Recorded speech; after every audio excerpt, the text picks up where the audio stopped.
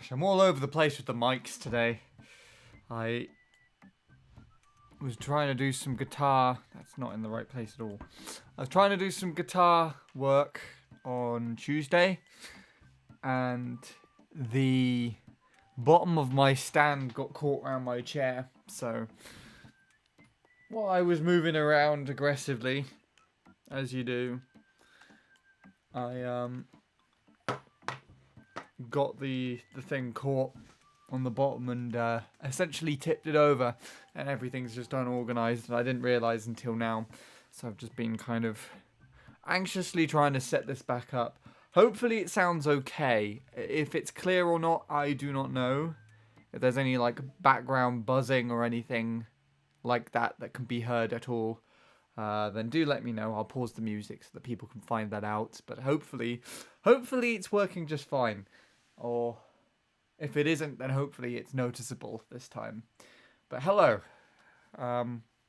Just working on Mytopia for today. I was also going to do MC3, but I decided not to today. I didn't feel like it, so we're just doing this. But how's everybody doing? Hello, Oscar and Lewis are the only people here at the moment. Just watch your first lap in your current and previous PR.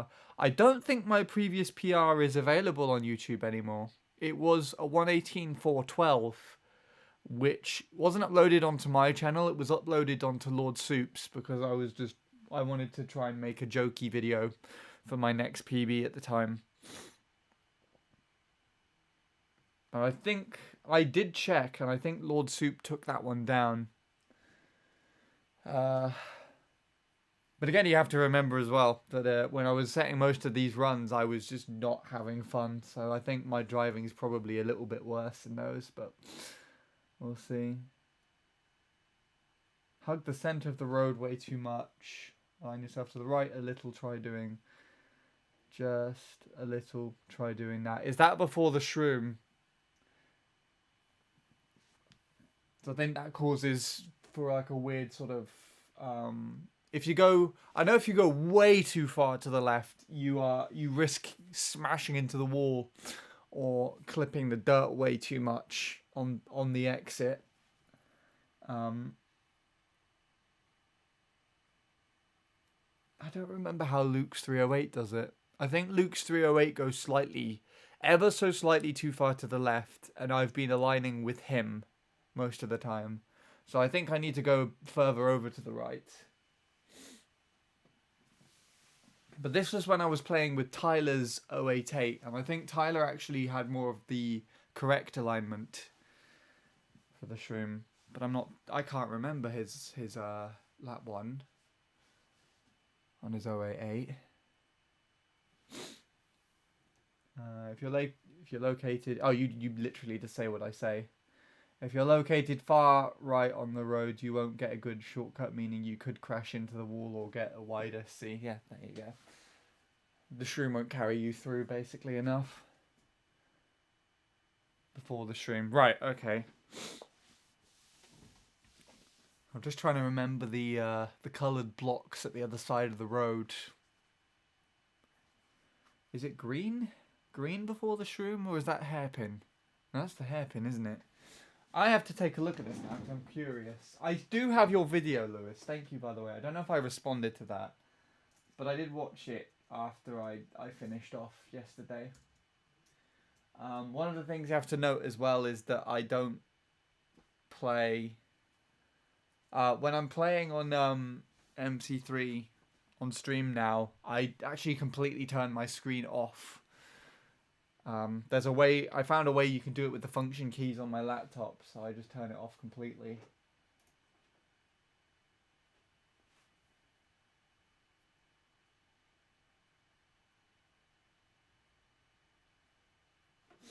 Thank you for telling me in DMs as well, so I'll remember that for later. In before you sub 0.3. It's not impossible. It isn't impossible. I know it's going to be really tricky though. The other thing I have to fight against with this is consistency. It's yellow. It's yellow. There we go. Yeah. Right, so I think the green blocks approaching the shroom spotter is probably too far to the left on the center, right? So I need to aim for those yellow blocks there.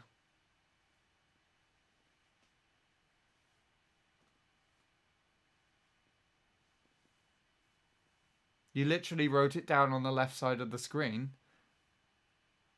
Wait, what?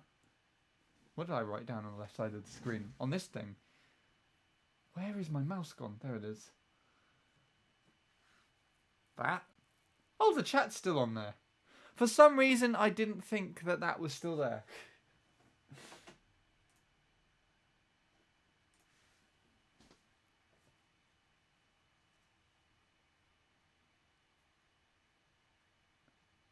Oh, you mean with regards to the mic and the chat interaction? Right, okay, I get it. I'm following along.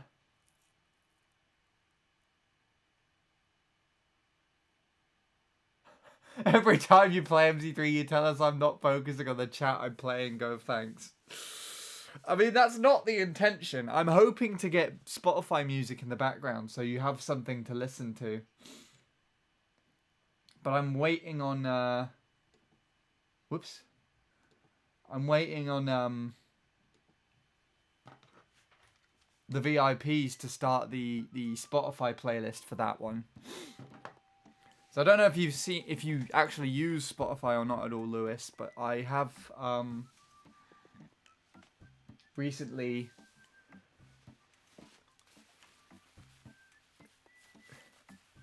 made a shared Spotify playlist so that everybody who's a VIP, who I recognise to be a VIP, has the VIP role in my server, which would include yourself, now has access to this Spotify playlist. And if you use Spotify and you find some music that you really like, it's on there. You can come in and you can basically just plop the music into the stream, into that playlist. And when it builds up enough songs on there, then I'll start using that in the background of the stream. Mainly on MC3, on the MC3 one. Don't take it the wrong way. I wanted to make it sound funny. I know what you mean. Don't worry. Saw your post. Sadly, don't use Spotify. Fair enough. Well, if you've got any music that you want to add in, you're more than welcome to message me and maybe Soupblade as well. Because I messaged Soupblade asking if he wanted to help monitor it, be like a playlist moderator. So if there are people who... Because the major downside to Spotify is that if you try and add something to the playlist, it will show your profile there as well. And I know some people probably don't want to just like publicly share their playlists or their profiles with random people on the internet. So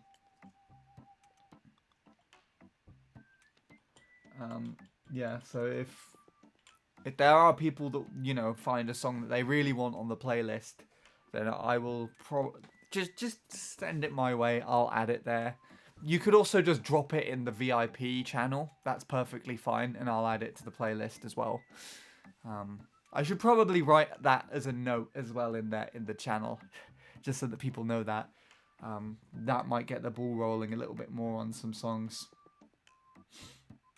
Soupblade he's around, he pops in every now and then, but you have to remember as well that he's got in a relatively tight situation most of the time with regards to his parents having a lot of control over his, like, what he does in his life, especially like his online presence, I guess. But he's also probably prioritizing school, so he's just been really preoccupied having to deal with other things, if that makes any sense. Which is sad, but he's alive. I hear from him from time to time. I did message him over Christmas and New Year, and he responded. My music taste is very random. It varies from English to Chinese music. On top of that, video game musics are also one of my favourites. I mean, that kind of sounds like stuff that I would still enjoy. I can't really get on board too much with Chinese music, but I like more different music, like Spanish music, and or like music with people singing in Spanish or French or Italian or something in it like that. I have no idea what they're saying at all, but it sounds cool, which is really, really interesting. I was talking about it with Offie a couple of months back, and I said how it's quite interesting because I can't understand what the lyrics are saying. Then I guess the aspect where you would usually listen to a song and kind of listen into the story and what is being described is kind of lost. And at least to me, the music is like the vocal, and the singing is more instrumental. It joins in with all of the instrument parts and whatnot. I just find that kind of interesting. I don't know why.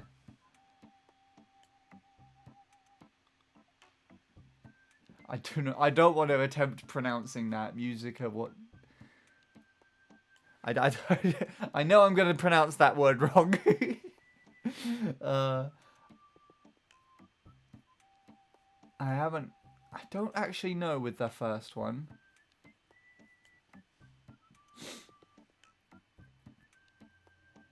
I know Shakira is. I don't listen to Shakira though. What is that other one? That one, the words look familiar.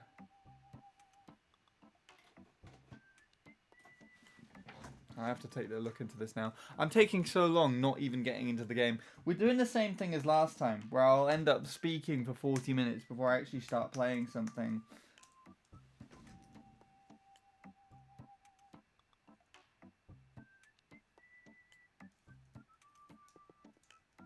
Anna Mena?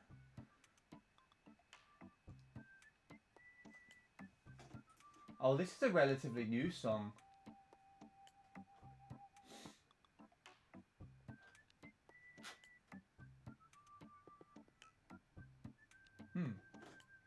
Well, it's definitely Spanish, it looks like, just looking at the lyrics.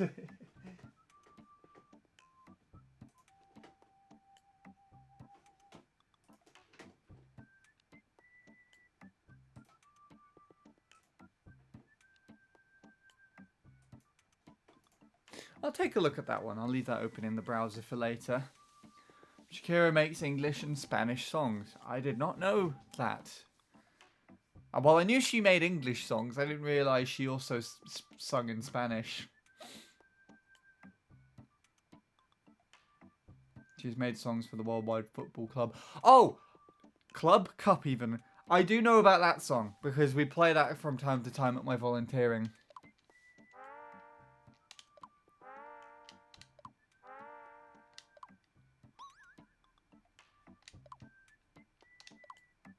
I haven't finished my other thing yet. I think I'm helping someone else at the moment. Yeah, I'm helping Hat Girl. Which I think is the character from A Hat in Time. She's Colombian. I do not know why I didn't know that. So she's yeah, a native Spanish speaker, I guess. Mother tongue. I like that description actually.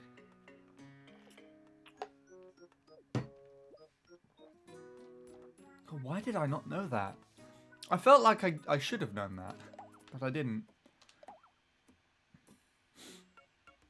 I think we're gonna get that in the thing that we're currently doing, right?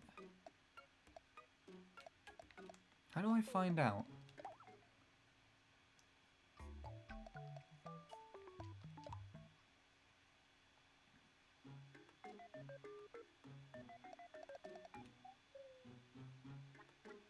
I don't know. I think we're gonna get that fan.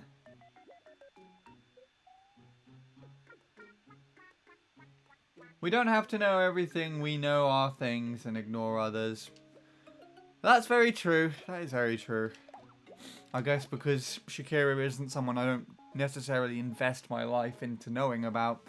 And obviously I'm not going to know that too much. And that should be something to take too much into account, right? Who hasn't had this yet? Neil and Leanne are going to have the baby food.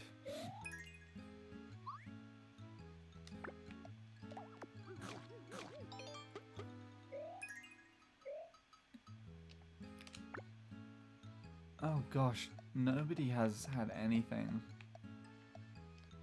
Wait, what's the other one? Do I like the cake? I'm just normal. Why am I normal? Chris can have this. I'll just eat the cake. I've had so much. I'm gonna have so much cake this week. But like, I don't know if you get it usually that there's sometimes you get what's it called? Like you just have months where you're just not doing anything, and then suddenly in the space of like 2 or 3 weeks, there's like 17 birthdays. You're suddenly doing stuff again. That's December. I mean, I think it's only just with this week because it'll be my dad's birthday on Saturday, and then it's also there was someone else at my volunteering's birthday recently, so I think that's it.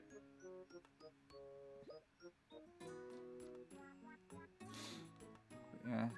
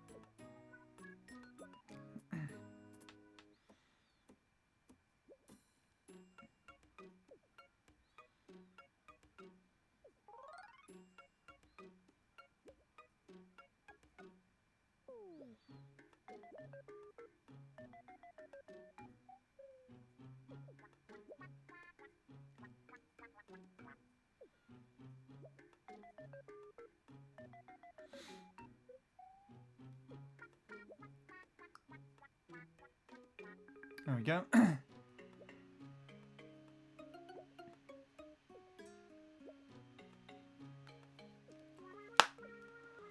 Right.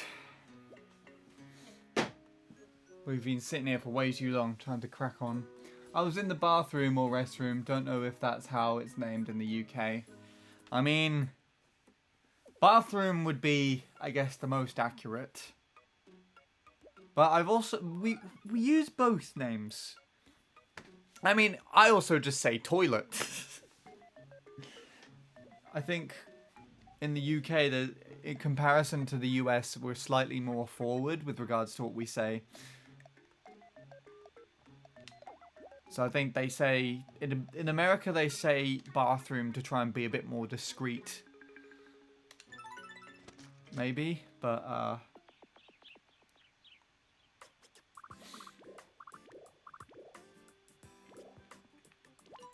In the UK, we could literally just say, I need to take a shit, or something like that. I don't know.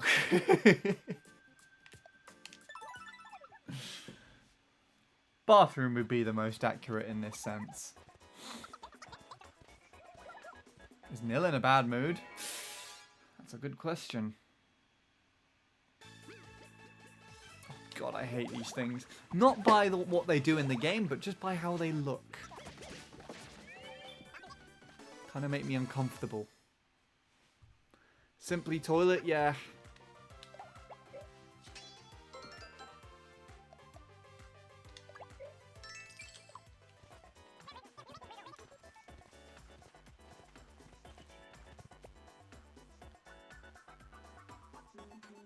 Beep beep. Ah.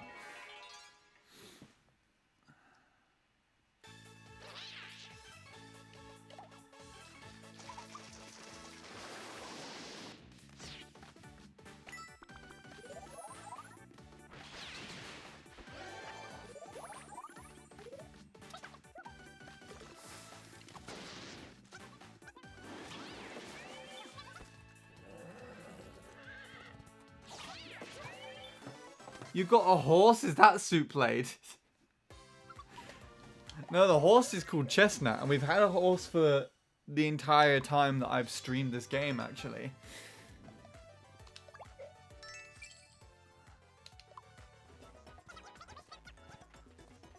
Soup Blade is right at the beginning of the game, actually. I put him in as like a little kid.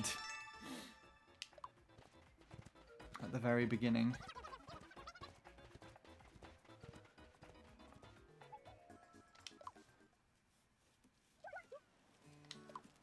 This game reminds me of Final Fantasy. Have you played it? I have not.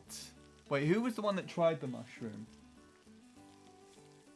Leanne brought it up. Well, if Leanne found the mushroom, she's the one to eat it. That's the rule. Don't bring your shit to the barbecue and expect someone else to eat it for you.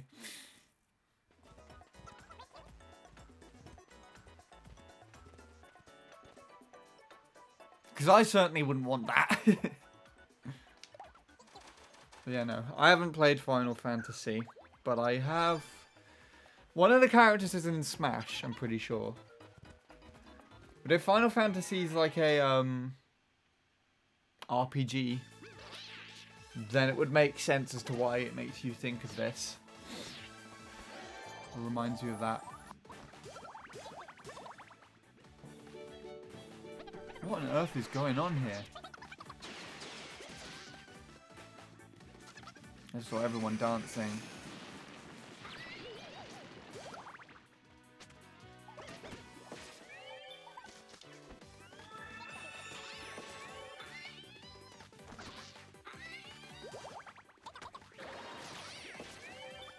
What else did Mill say?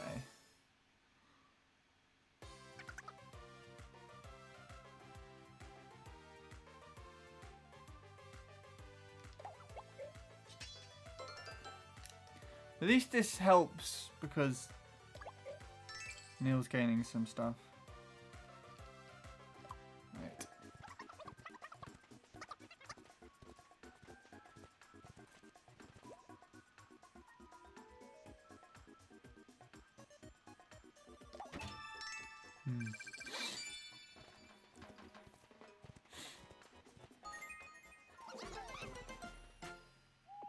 First thing that came to mind when I read that was the darker worlds in Super Mario Odyssey. So that's me just using my text-to-speech because it's so much easier than typing on a tiny little screen. Which is what I should really do, but there you are. I'm just trying to talk to Neil about the game.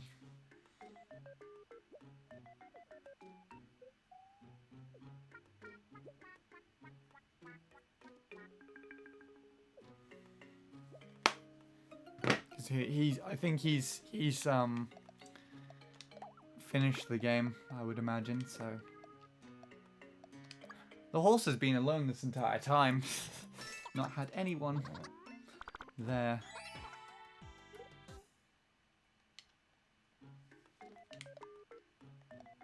Right, let's see what's in the arcade then.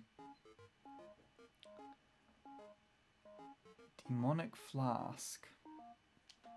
Sounds like something I would have. Hello again, Oscar. Just had to get some dinner. Fair enough. Gosh. Still light outside and it's 5 o'clock. That is remarkable to me.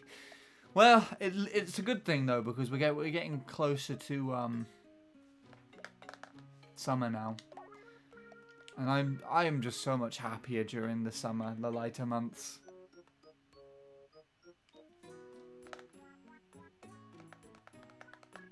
Your English is terrible. I did not notice anything wrong. I read what you said perfectly fine. So don't worry about it. Final Fantasy is a series of video games where you control usually 6 characters that learn techniques and magics. The goal is to advance in the story of the game. That's essentially this, then. It is essentially the exact same thing, really. I'm going to try going for this flask because it seems like it'll be easy money. I was about to say, if I use all 7 of these and get nothing. Woo! That looks fancy as well. It kind of looks like a heart. Which is probably a really, like, graphic way of looking at it.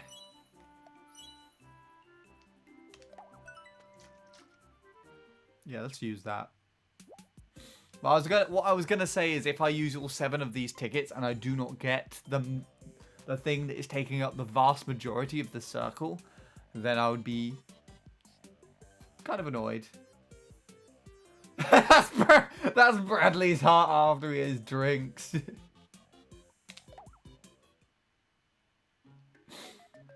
Congrats, you beat the game. Not yet. Well, I beat the main story of it. But I don't think I wouldn't count that as beating the game overall.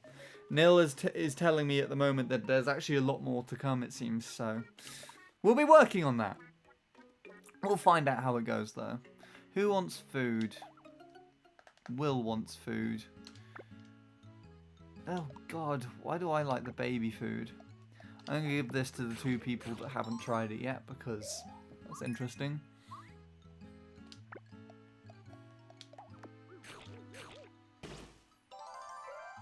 And I think Will's an immediate fan of that.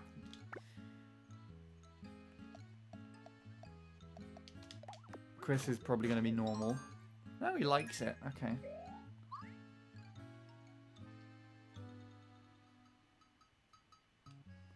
Tell Neil to be quiet because you want to learn the second part of the story. I mean, he isn't telling me any of the stories at all. He doesn't give any spoilers. I was just asking him, am I, like, done with the game yet? And he was like, no, you're not, and the rest is to come is pretty tricky, so have fun. He knows me. He knows what I want to have happen.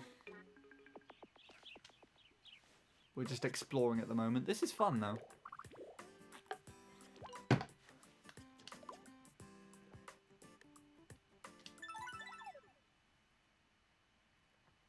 Every day be like, are you done?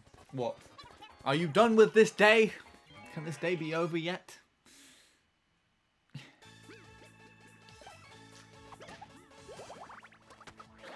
Isn't that just life at the end of the day? I don't know.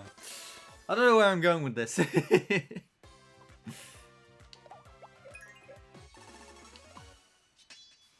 This is giving so many levels and so much money.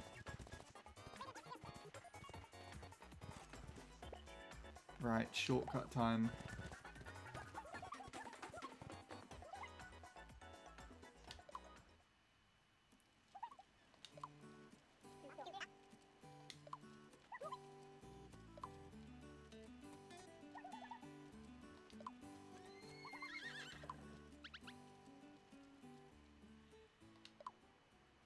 What is that thing in the water over there?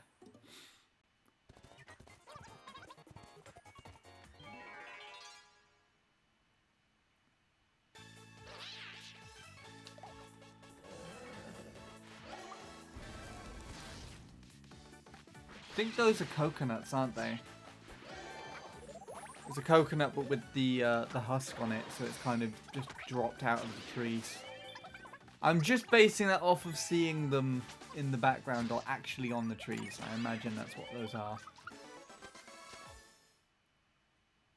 But they're so bright green on my TV screen that it's very difficult to tell.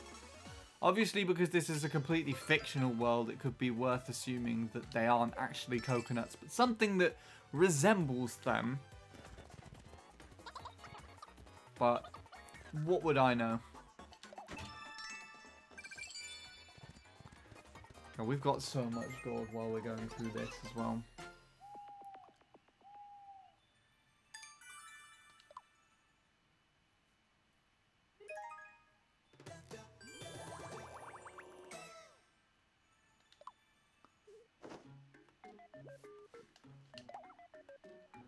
Now everybody just wants something.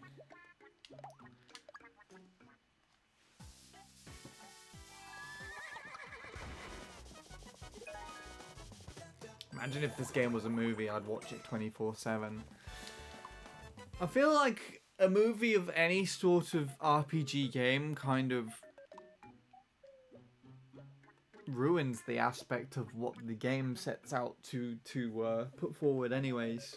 Because the movie would only be based off of a set of, like, specific people and me's.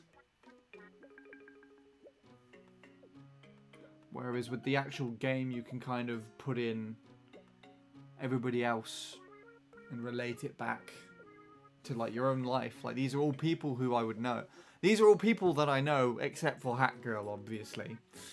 These are all people that I know and have met and actually have connections with, and it's kind of interesting to see that in comparison to, you know, what you decide for them with regards to their jobs, and their personality traits, how they kind of just interact with each other and play out and things like that. Whereas an actual movie, you know, is actually scripted, it's all written and put forward, plus the characters that would be put within the movie would most definitely not be anyone related to who I would actually know in real life. So I don't know.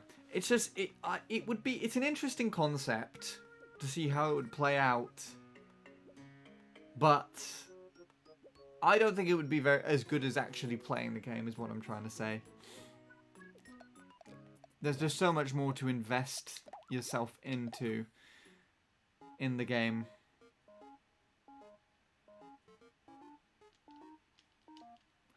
I'm pretty sure the love fan is what we're going to get from doing the reward thing anyways, isn't it? That's the thing that Leanne wants at the moment as well, but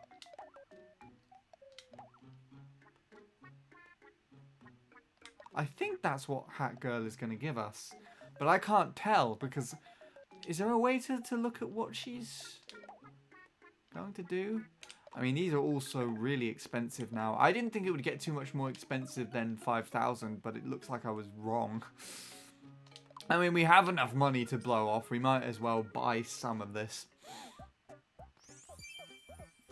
This is Puss in Boots!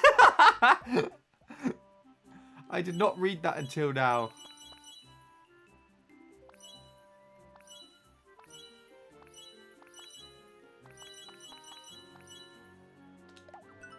Puss in Boots is kind of like a yellowy orange colour, isn't he?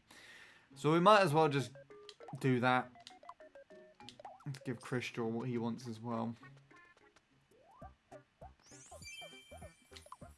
That's actually really cool. Ooh. Ugh. I kind of like that. I wonder how Crystal is doing. I haven't spoken to him in about over a year, so hopefully well. I know he's still making stuff on Mario Maker. Right, everyone's at level 23 now. Leanne, I think, is the... well, except for me. I can actually do this? Ah! Bye, me! You're an idiot! It didn't let me do that during the story, so I guess it's changed it with regards to how much I've progressed. We've got Crystal now. Crystal's the master of the team. I didn't realise that happened. That'll help now, because I can kind of catch Will up. I can play the game without me.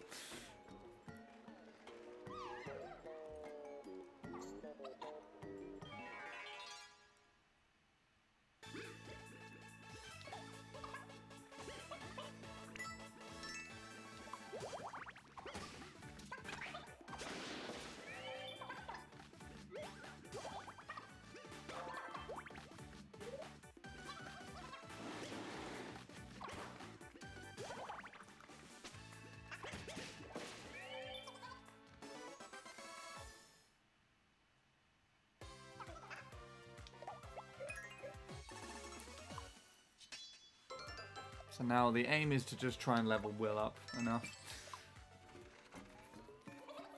so they're all like roughly on the same level. And then maybe rotate with the people in the, what is it, the villas at the moment? It's a really interesting concept, the villa aspect.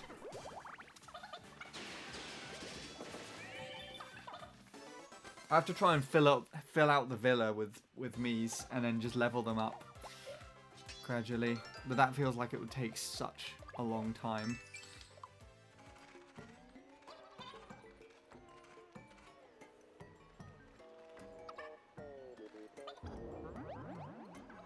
I never get that. I never get what that means.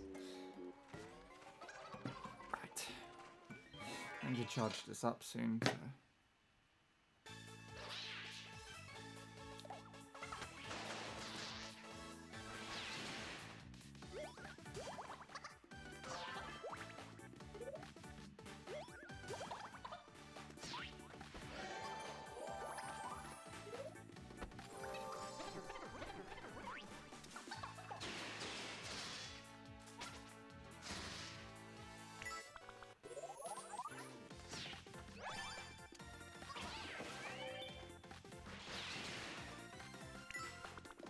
Oh. Yeah, no, I can do that. No, never mind. Never mind.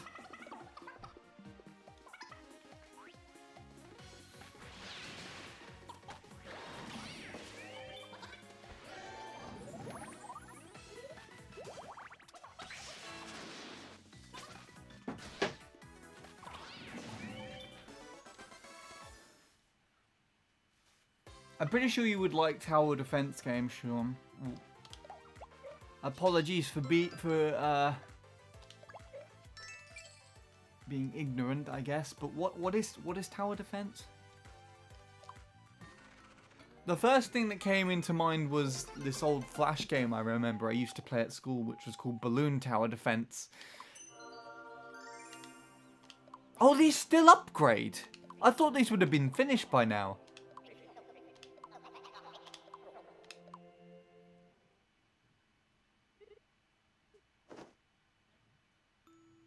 Right. My mum has just come back home and she was taking one of my rabbits to the vets today. So I'm going to go and quickly drop downstairs to see how everything is, and then I'll be back.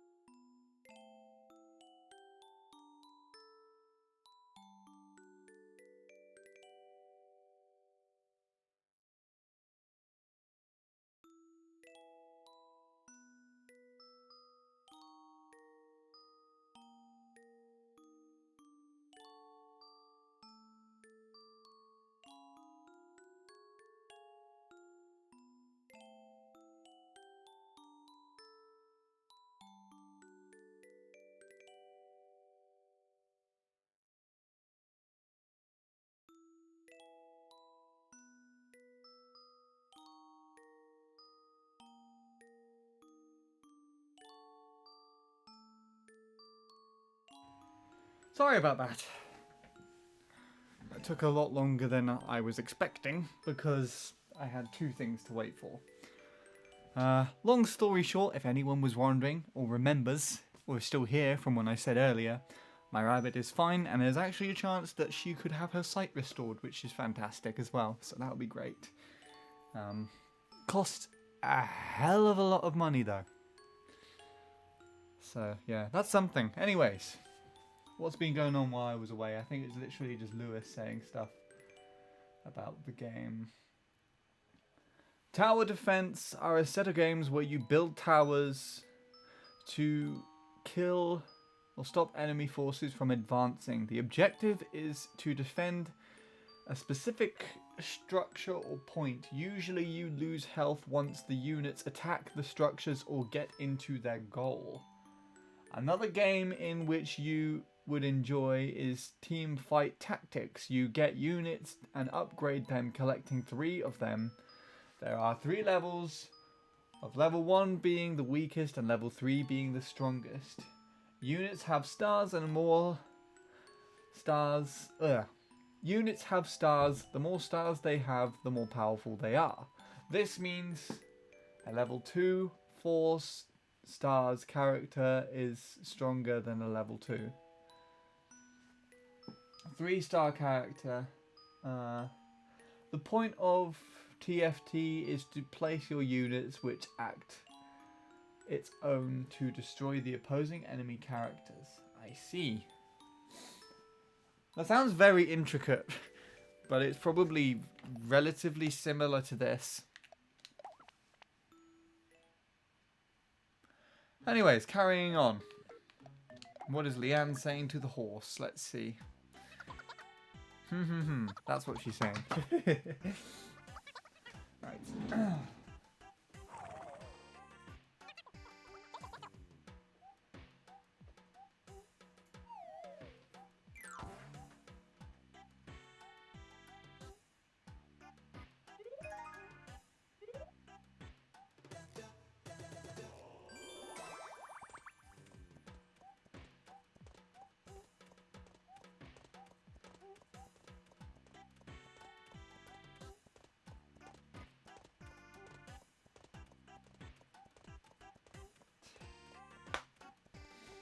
Everyone's strongest relationship is with the horse.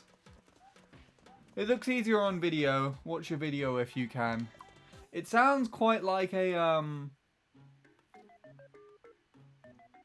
mobile app game almost. Like you can play it on mobile. Alright, who wants things? Heart gown. Yeah. Also, the bitrate's going to take a shit now because my dad recorded a video and now I'm pretty sure he's probably going to upload it, so it's just going to be awful for a while.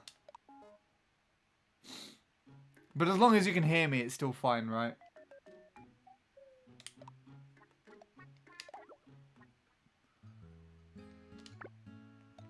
Well, I can introduce this to everyone now. Yeah, but they are fun.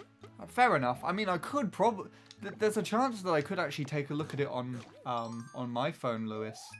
Because I don't know if you know, but I upgraded to a new phone. I actually didn't have a smartphone up until last Christmas. I've been living my life just with a basic flip phone. And so this year for Christmas, I got a smartphone that is a flip phone as well, the Samsung Galaxy Z Flip. And as a matter of fact, this picture that you see in the background of this image is actually taken on that new phone. This is the first walk that I actually went out on to try out my phone to see how the camera worked. And this was one of the nighttime images looking down toward the town that I managed to take. And it's not too bad at all. I've also done a few comparisons against it and my DSLR camera, and it works really good.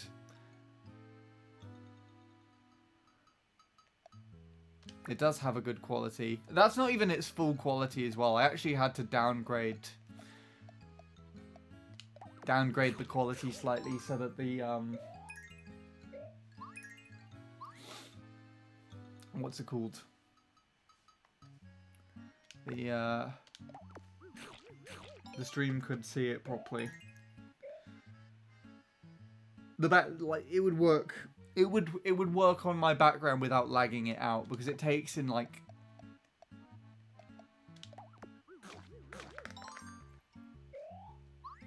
close to 4K almost.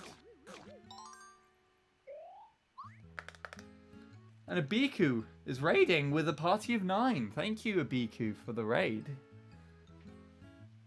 And hello, everybody from Abiku's stream. I don't think you've raided me before, so thank you very much. Abiku called you Andy. Oh gosh, here we go. Back to the old Mario Kart Wii days. In I think like 2017 or 2018. There were two. Yeah. Oh, I think it was 2018 actually. Two players, known as Dacia and Ellie King, who I think Ellie King goes by Noam now. Whenever I did something that was like slightly irritating to them, or they didn't like, or they just wanted to just irritate me in general, they would just call me Andy. And I'd say it in a way like, "Oi, Andy." Kind of mimicking the British accent a little bit as well. That just kind of reminds me of that. But yeah. Yes, you did, BQ. That's all good. All is forgiven, I guess. Hello, BK, and hello, Anvil. Welcome as well. And thank you again for the raid. Thank you for the follow. Too. I don't know what warranted that, but I guess we're here. There was some frame drops for a little while. So I think my dad was uploading something in the other room. I just had to mute my mic and wait for him to finish recording something just a minute ago. But I think as the raid came through, it seems to have cleared out. Leanne's ready for dinner. Yes, she's the only one that hasn't been properly fed in this scenario.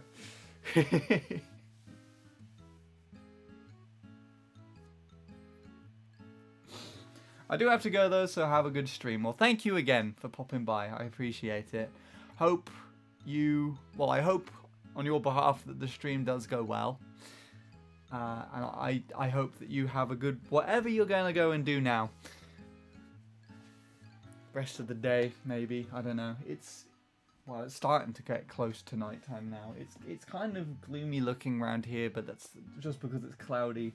I see a little bit of the sky poking through, so I wouldn't say it's exactly nighttime just yet. Anyway, what are we doing? Where are we going? This is just ragged armor, isn't it? I checked before. Yeah, so that's not good. So we're continuing from here on out.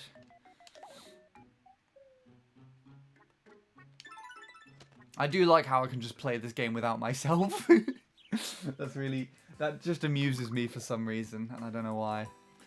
Right, that's done now, so.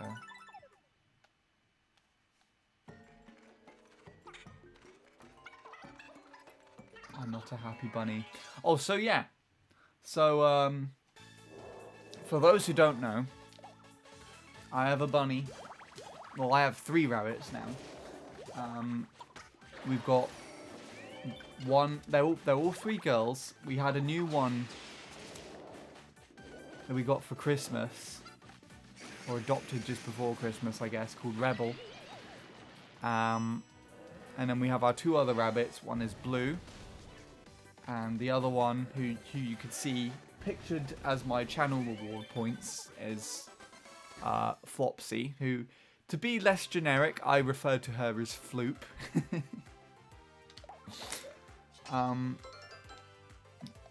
But yeah, Flop is unfortunately only has one eye, and as recently as the last 4 months developed cataracts, so she can't see. She's completely blind, and Today my mum noticed that it was getting like particularly bad, like very white and in the actual lens itself, and looking quite swollen around the eye itself. So she decided to take her to a specialist to see what could be, what if it's causing her any pain and anything. And obviously with pets or anything that's suffering, unless you're weird, most people don't like that sort of thing. I don't like this sort of news. And I kind of expect the worst anyways, even though I was really hoping for it not to be that bad. But it turns out she's fine, and the people that actually looked into it said that it might be reversible. So they might be able to fix the lens in the eye, and she'll be able to see again, which would be fantastic. The only problem is it costs like 900 quid at the very, very least. And that is a lot of money for an animal that's essentially the size of a football, I guess. And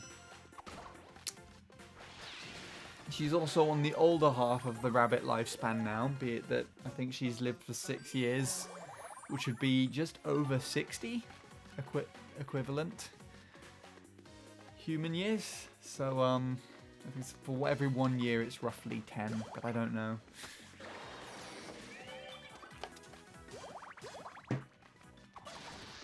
Typical rabbit's lifespan is about 8, without any big medical issues or whatever.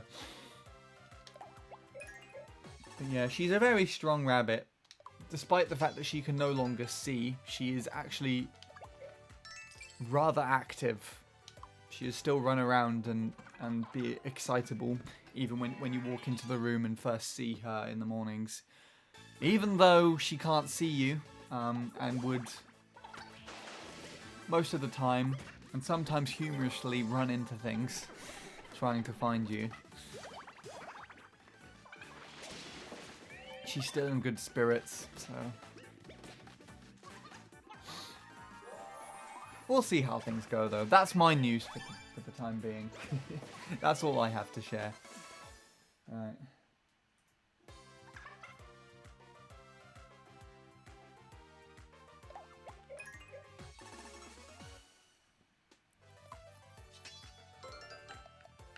So we've got Will up to the same level as Nil. That's confusing to say.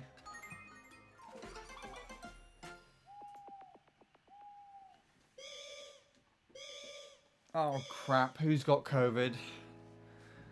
Well, it looks like I have to tag back in. Fortunately, Crystal is already self-isolating, so that's helpful. Right. Let's see what's going on here then.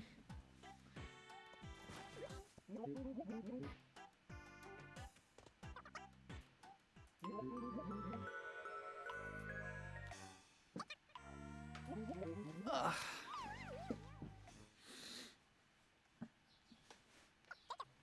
Oh my goodness, I'm ruining my positioning here. There we are.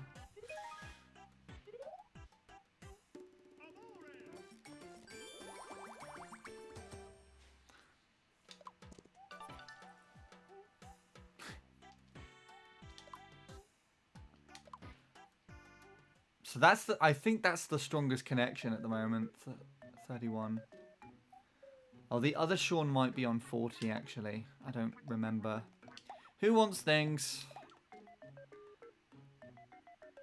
Plasma flask. That looks cooler than the one that I have at the moment, I'll have to be honest.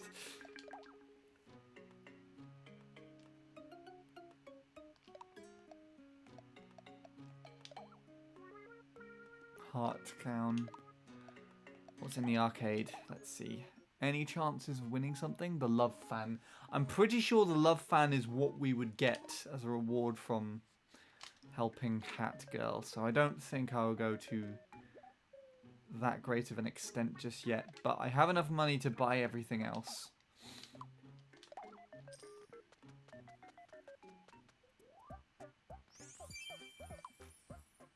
That actually looks really cool on Nil. In fact, the blue looks really cool. I like that a lot. I think Neil would like that too. What do I want again? This thing.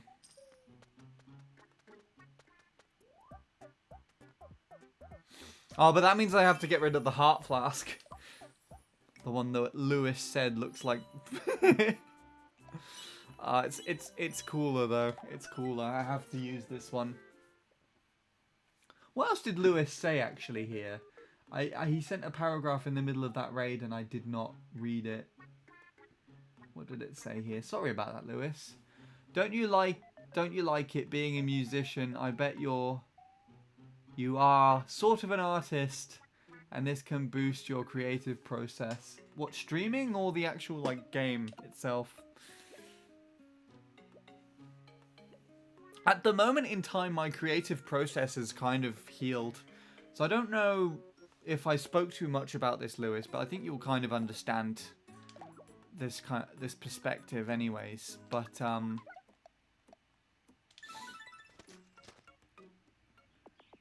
well, what was I saying now? I'm just immediately zoned out.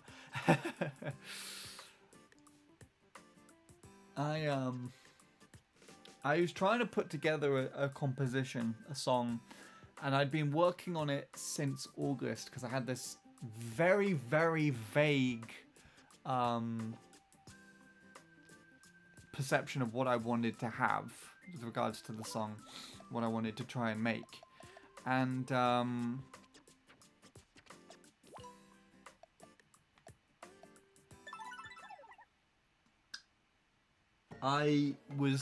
what I also like to do with music specifically is I really like to overanalyze songs, try and grasp the theory concepts, and that's something that I spent a lot of 2020 doing and a lot of last year doing as well.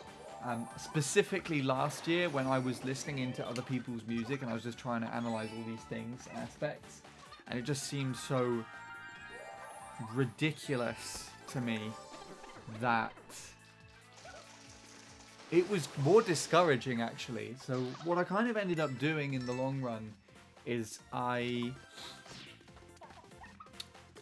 I was trying to analyze stuff, I was expanding on my theory. So I was knowing like how certain chords and certain scales relate to certain things and whatnot. And I was learning a lot about that. But at the same point in time, I was kind of hindering my own natural ability to try and play around with a few things. So, like the way that I'd naturally sort of, I guess that the way that I kind of creatively come up with ideas most of the time is I would naturally just get an idea in my head and I'll try and play it and put it down on paper or something. But what I started to do is I started to ignore these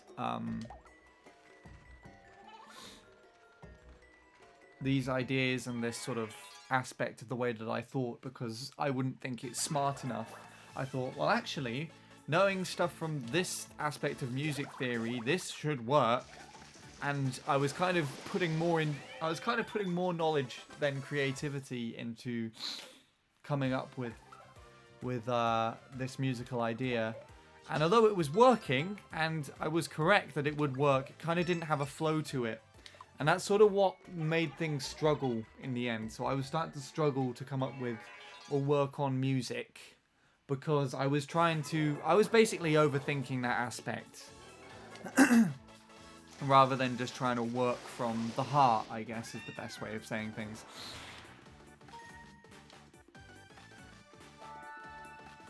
This is odd. Okay, I don't know if I want to ever see that again. Anyway, what was I saying? Yeah, so, I was kind of struggling on, pulling together this chord progression, and over the set of months, I kind of completely shut down that natural creative process, in my head. So the only thing that I had to work from, was literally just a bunch of tables of chords and things, and there was no sort of natural flow to it. it was all coming from musical knowledge that I'd put together, but you know, and it did work, but I wasn't able to kind of push through it that well. And so what ended up happening in the long run is I kind of burnt out, basically. I couldn't work on my own music, and back in August I was still pushing for the album project that I was doing with Emma. And we had deadlines and things to work on for that. And Emma had to take over, basically. So, because I was struggling to come up with ideas, and I think I was overthinking aspects. Too much of the theory aspect wasn't working too much from the heart. Emma had to just weigh in and do stuff for me. And then, on top of that, when Emma presented something to me, I just thought it was far superior than anything I could have thought of anyways. So I was putting myself down over comparing to my friend, one of my good friends, as a matter of fact, which I shouldn't be doing in the first place, because she was just trying to help me get the ball rolling, you know? She wasn't trying to be like, well, here's me doing your work and I'm doing it better than you, you know what I mean?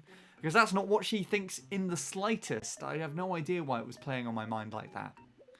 But yeah, so we had to stop the album project, or I guess I lost it because I couldn't finish working on things, and things kind of just slowed down from there. But gradually, as the pressure kind of relieved, and I stopped overthinking the chordal aspect, the theory aspect, the knowledgeable aspect, that feel for the music, and sort of naturally bringing things back from the heart and just sort of it more internally, sort of came back. So earlier this week, I managed to redo this chord progression that I'd been thinking of and working on and off for the past, what is it, 6 months, I think. I've sort of rewritten it, and it has much more of a feel to it, and I'm getting more of that natural sort of like flow back with the music again. So in a sense, I think it's all situational. It depends on what I'm doing at the time and what is influencing me. Because things that could be a good influence, if I look at it in the wrong way, could become a very bad influence. And vice versa. If I just look at something in the correct way, or just try and approach it in the correct way as possible, then it would be a good influence, a good thing for me, if that makes any sense.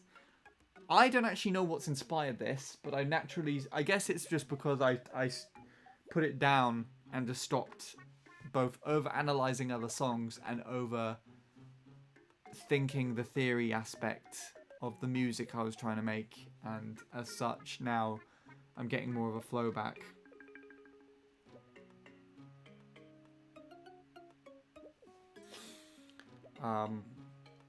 Yeah, I don't know.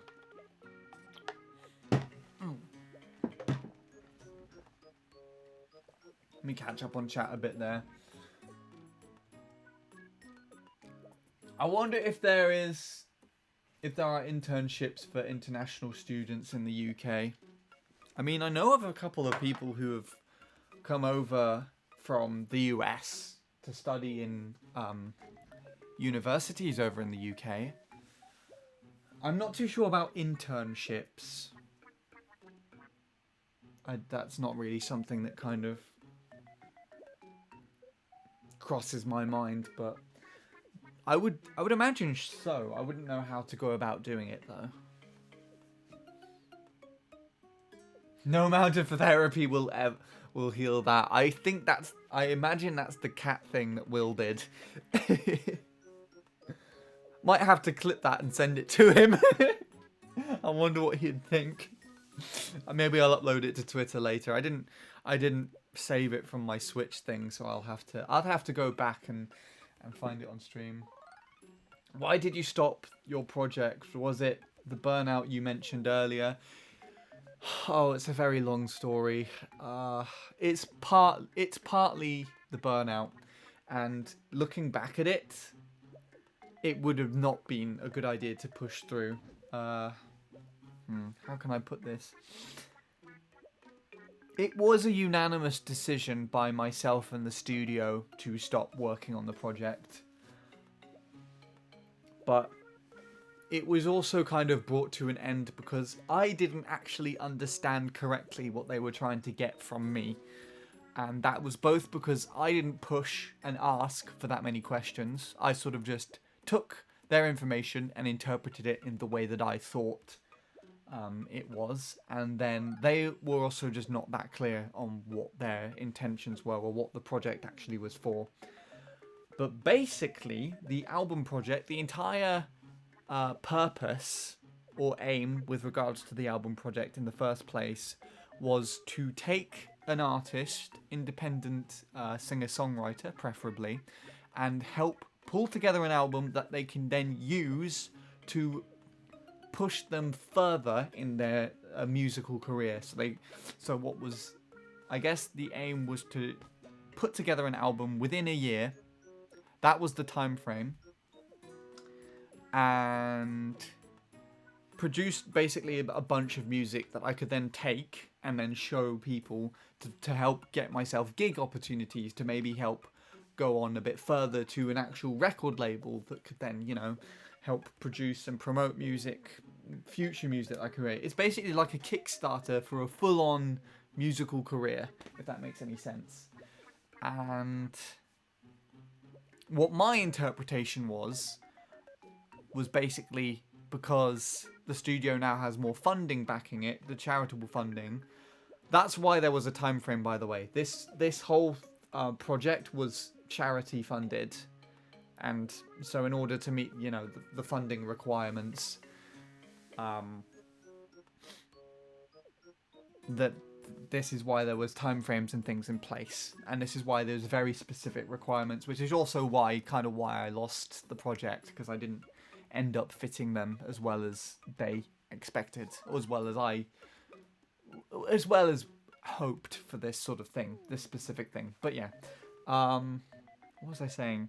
The way that I was interpreting it was that they, just because they had more money now, is meaning that they could help push forward to actually helping me pull together an album and, helping me record things, helping me produce things, and they were putting in this time frame and everything in place to help with that.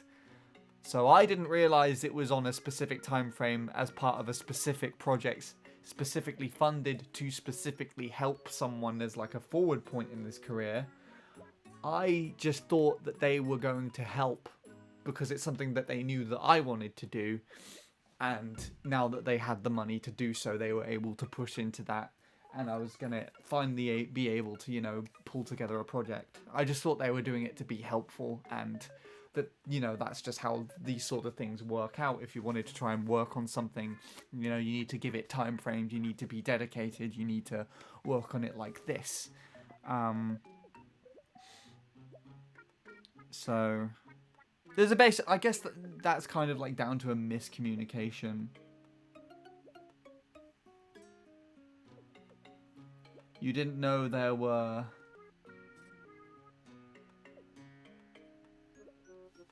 I don't know what that word means, I have to be honest. Reciprocities? I'm gonna have to look that up. I didn't know what the actual, like, aspect of the project.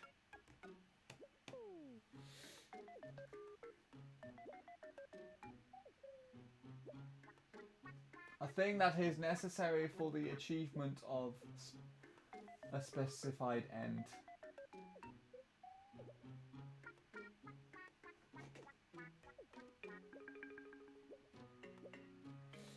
Essentially, I thought the outcome was just to help me produce an album, which is what I wanted, but I didn't want it to lead on to anything else, or I didn't have any expectation to lead on to anything else. The main aspect that I want to produce as like a musical target is the album itself. It's not to further myself, although it will end up doing that. I want to put together the album or a collection of music as a form of artwork, as a form of artistic expression, shall we say. And I guess in this sense, it would be undermining my ability if I was to just rush everything together and put it together in within a year. Which would also make sense if you were planning on developing and going much further after that point, if you're just using it as a stepping stone. But yeah,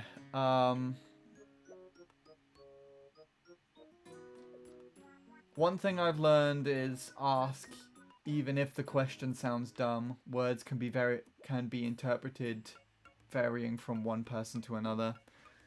I mean, that is true, but I just didn't know. I thought I had a good enough understanding of the album project. So to an extent, I do feel like it was on their part that they weren't that clear on it, but you know, I can't completely fault them. They didn't do anything bad or wrong.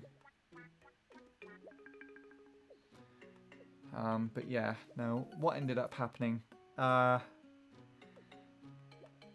So I guess we have to try and look at this from an aspect much further back. So back in like March, April, I think, possibly May as well, when I started going back to the studio after lockdowns, I started talking to them about the music, and we were not looking at the actual like album project outcome. We were just looking at the actual songs and how to help things get going and everything. And I thought this was really good because one of the outcomes that we got from the meetings and looking at the music that I was doing was that Emma was going to be paid by the studio to assist me to pull together the rest of the demos that I would then be putting on the album, which I thought was absolutely fantastic because, you know, that was great. That would be perfect to help pull things together. And I'm still trying to, well, she's not getting paid to do this anymore by the studio, but I'm still trying to collaborate with her to pull together songs that I would eventually want as part of this hopeful album project someday down the line. Hopefully soon. But yeah. No.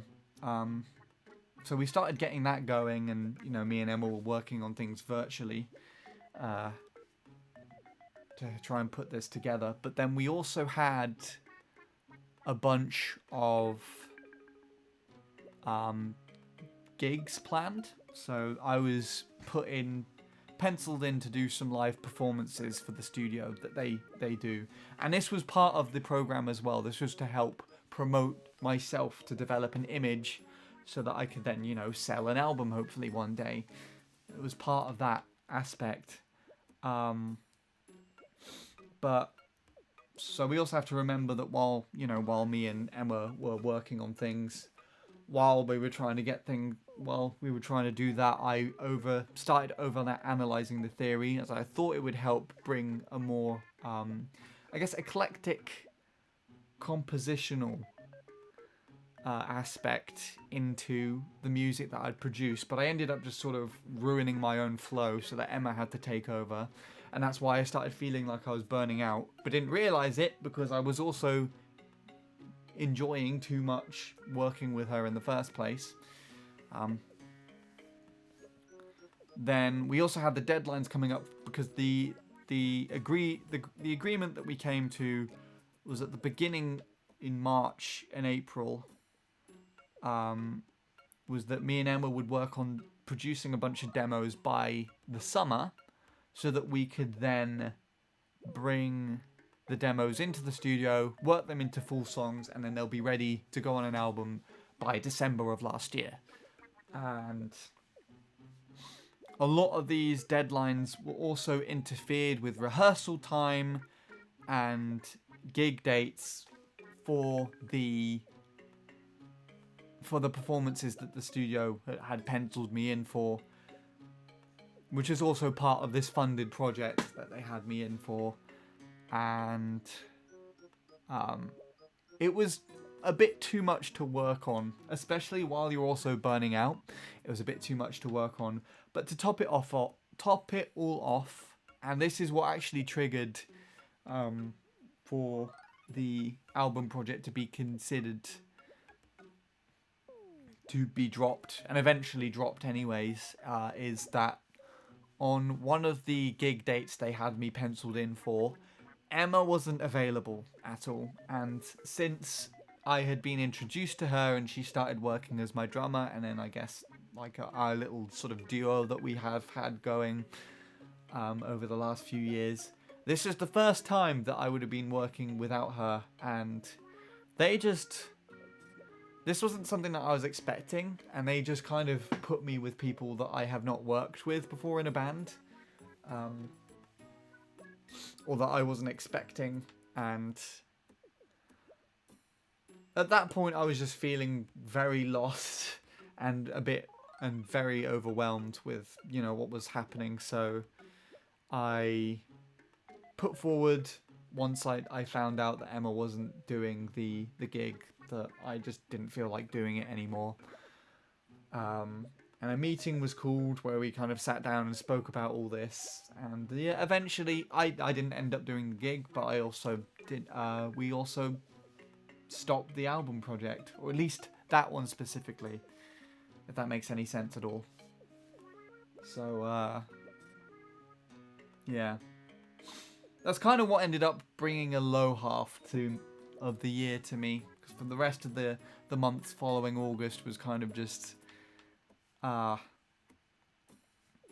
bit more depressing. I was treating myself very negatively on this, because I felt like it could have been avoided if, you know, I just suck it up and did the performance without Emma there, or didn't overanalyze things. Like, I felt like, in a sense, that defined me to be a failure. And I just casually threw away an opportunity for a lot less of a reason. But in hindsight, now that I've had a bit more time, and time is really useful to think about these things in a much better manner, it's just clearly wasn't the best thing for me. Like, I think I would have just been pushed way too much too soon, and it was very clear that that was the start of that happening by summer, so it was good that we called that to a halt. And yeah, the studio were also spending a lot of money on this as well, so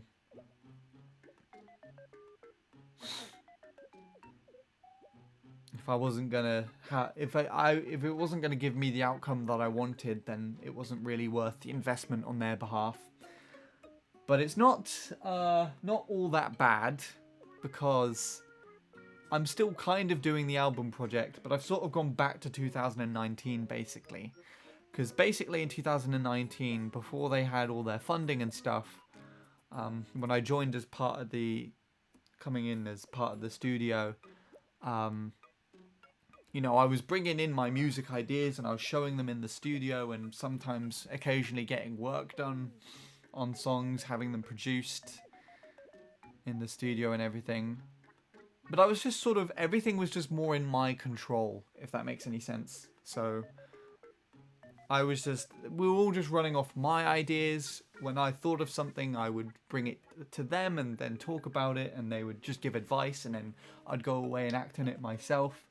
When this album project came up, it was them that essentially completely took control. And that is because, you know, it had specific funding requirements and, you know, specific time frames. There was an outcome that we were working towards, so they were kind of just controlling it in aid of that. But now that that's kind of stopped, it's gone back to the way it was before. So they're not going to try and push for anything. They're not going to try and help do anything unless I do something specifically first. So if I bring a song in and say, hey, I want to do this to that, they'll step in and help, and, you know, they'll dip into some of the charity funding that they've got and use that if necessary, but most of the time I think they're fine on their own. And eventually there will be an album project that will come out, and it will be on my terms, and they will help me do it. So it's not all bad. It really isn't all bad at all.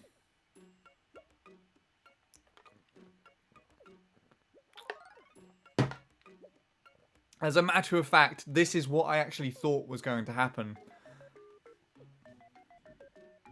If that makes sense at all. Anyway, sorry that I rambled for a ridiculous amount of time there.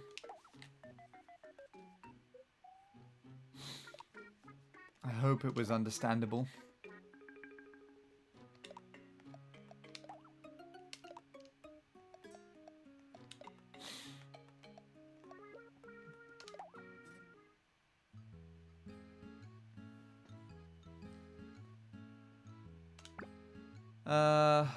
Fluffy marshmallow.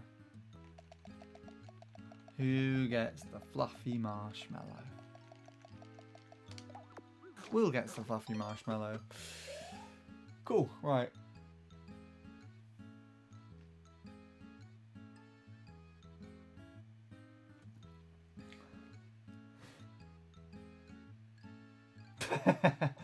I got you a song to cheer you up. It's named MC3. Why You Hurt My Knee.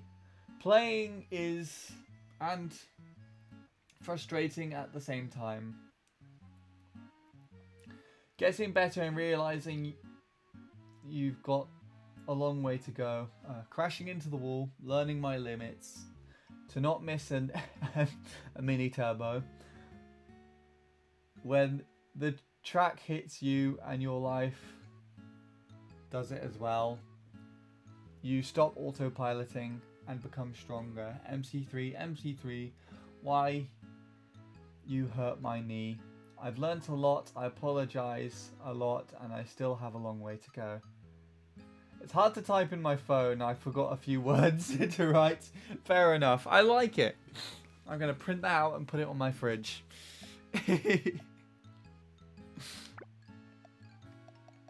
Let's go back down and see how everybody else likes the things. But yeah, it's all just progress at the end of the day. I'm treating it in a much more positive mindset now.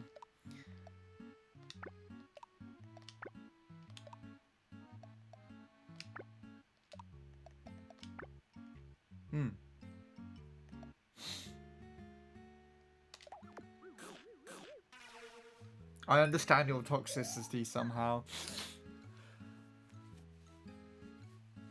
I mean, yeah, we're not perfect.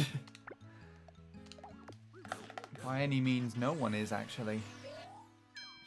And if someone claims that they are perfect for whatever reason, then I think at the same time they're displaying what makes them really imperfect. Because no one truly is. I don't understand what I just said there. Well, I kind of do, but I kind of don't think it made much sense.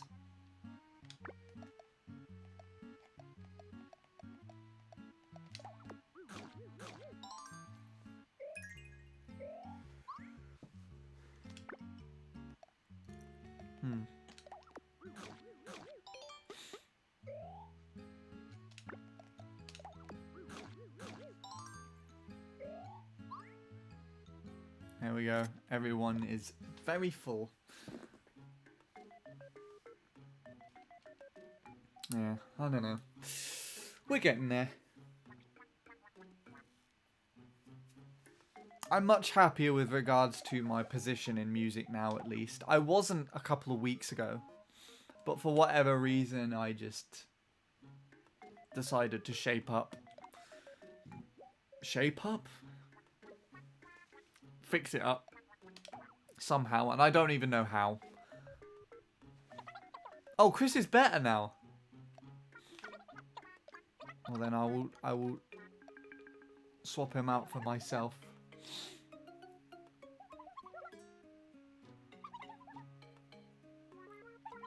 I ghosted a Peruvian girl. We talked a lot every day, and when I say we talked, I really mean it. Imagine texting over hours on a daily basis. I assume this means like you would genuinely like have your phone nearby and the minute you get the notification, you would instantly like drop whatever you were doing to pick it up and respond or read what they said. That kind of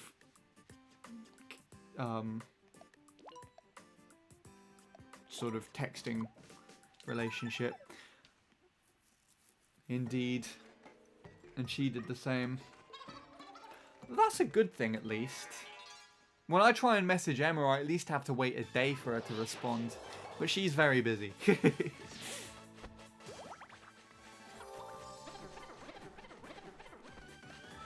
I did have some situations like that in school, though.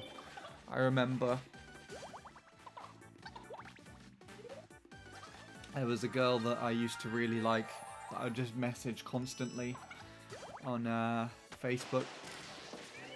And every time she would respond, I would respond. I'd try and respond instantly. And actually, this also meant that my responses were very, very badly thought through. And I would say some stuff sometimes that I would either confuse her or, more sadly, upset her in the long run. But when she wasn't as responsive, so I would respond to her, and then she would probably take a couple of hours to get back to me, and I remember every time I would be waiting for her to respond, I would get really, really anxious and be like, oh god, why is she not responding? And I feel really negative as well. And I think that's probably why, one of the reasons as to why I took into Mario Kart time trialing as well, because this was around about the time that WFC just shut down. And I hadn't set Wiimmfi up on my Wii U, and that was the only console that I was allowed in my room.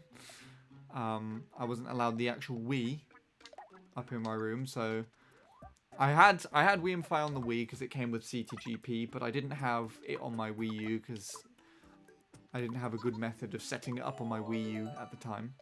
Neil's got a violin! I like it. But yeah, so the only thing I could do to pass the time was time trial on Mario Kart Wii, and I think that's one of the reasons as to why I got into it, because I was kind of trying to just trying to find a way to pass the time but also take my mind off it. But at the same point in time I was frustrated, so I guess it kind of wasn't working out in my favour either. But I guess in the very, very long run it did not help, because this girl that I'm talking about isn't someone I'm even remotely connected to anymore. And I'm still playing MC3. Yeah.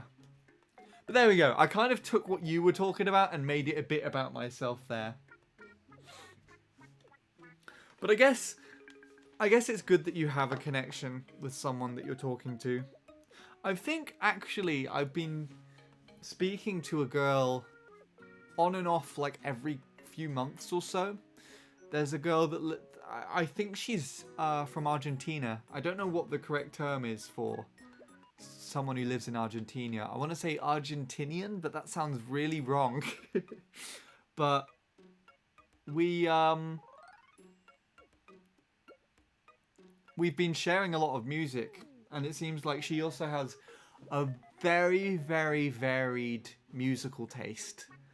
So a lot of songs that she's been sharing with me, I've been adding to my favourites on Spotify and everything. And vice versa as well. I've been able to give her music that she's really liked too. But that's about it. That's all that's happened really so far. I think there's a bit of a language barrier because I don't know Spanish. I assume that's what they speak in Argentina as well. But her English isn't the strongest. So she sometimes makes typos. I have to try and figure out what she means. And then, yeah. Also the fact that these are conversations that happen like once every 3 or 4 months. So this is someone that I've spoken to about 5 times in total. Not very impressive at all. There we go.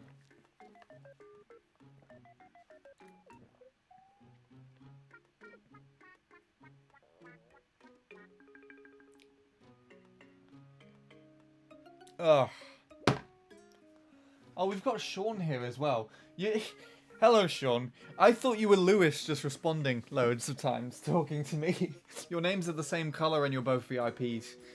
But welcome to the stream. I rescued your me ages ago. We've actually finished the main storyline in the game now, and your me is retired and is living in a villa. I can go and get him back though. But at the moment he just chose to go there and like, yeah, I'm having a rest. How have you been though? Also, did you see in the server the Spotify playlist? The shared Spotify playlist is a thing now. I thought you would be very much down for that. So it's in the VIP channel if you haven't seen it already. What did Lewis say here? I ghosted her because I felt something was off. She got jealous 2 times I posted chats with other girls. I ended up ignoring her messages. A couple of months later, I apologized to her, but I didn't tell her the truth. I know she liked me because no one she used to write me. Because no one like her used to write me at 6 AM every day. I told her you didn't do anything, it is my fault I ran away, and I told her life is about cycles and stuff. Totally avoided to tell her the truth. Yeah. That's fair enough. I mean, I can understand that as well. It's very, very difficult sometimes to develop a good perception of how people actually see you. And I think it's a lot easier as human beings, human nature, to try and just see things from a more negative perspective. Because that's kind of like, I guess, more of a survival thing. And I'm very guilty of doing this as well. Like I was saying, the conversation with the girl that I used to know in school, she was one of my best friends, actually. But I would, for whatever reason, I perceived in my mind, and I have no idea why or how I did this, but I perceived that she just had a much more negative perception of me, and that she secretly just didn't like me, and that for whatever reason she was just pretending to be my friend. And although I didn't really tell her this until much later on, the way that I would kind of treat her in conversation and act toward her would be reminiscent of that too. And on top of that, I liked her. I actually liked her at the same time as well. I had a full-on crush. So it's a weird, messed up situation. But yeah. Unfortunately, my actions ended up pushing her away in the end, but what can you do? It's too late to go back now. And I'm in a much better place from it. I learnt a lot from it now, and I guess that's why, with people like Emma and a couple of other friends that I've met in college and things, is why I have a more sustainable relationship. Because the truth be told, I learnt that it was just all in my head, and I acted way too much on that, and yeah. I still see it that way sometimes. Like, it's very difficult when Emma is, I see her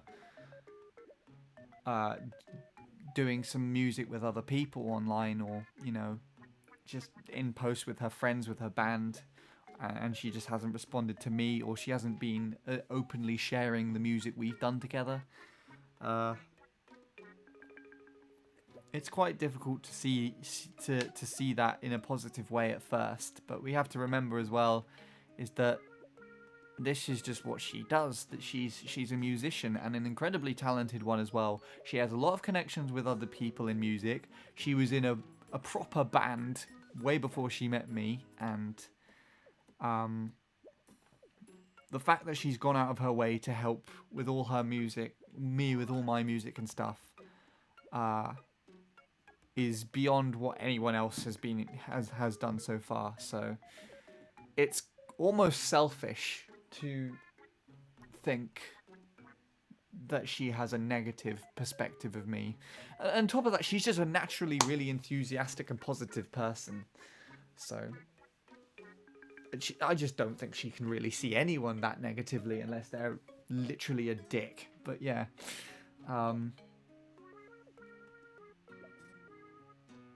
What else was I going to say? I was going to follow that up with something else. Oh yeah, on top of that, my music, as we've established in earlier conversation, has a lot more evolving to do yet. So it's also not a fair comparison to compare with both her and her band. But yeah. Can I see him? You're me? I can probably try and get him back. Let's see where he's at. I actually haven't done this yet, but I think we go to here now. Yeah, there we go. Filler. Here he is. Say goodbye! I don't know! I can get rid of him! Bye, Sean! Oh. What actually happens if you click on this? Oh, he's so scared! He can't be restored! Okay, let's... I didn't know you could do that! Oh my goodness. I'm sorry for amusing myself over that. Don't you dare! Okay, well, just because of that attitude in my chat... No, I'm not doing it. Yeah, what else was being said here?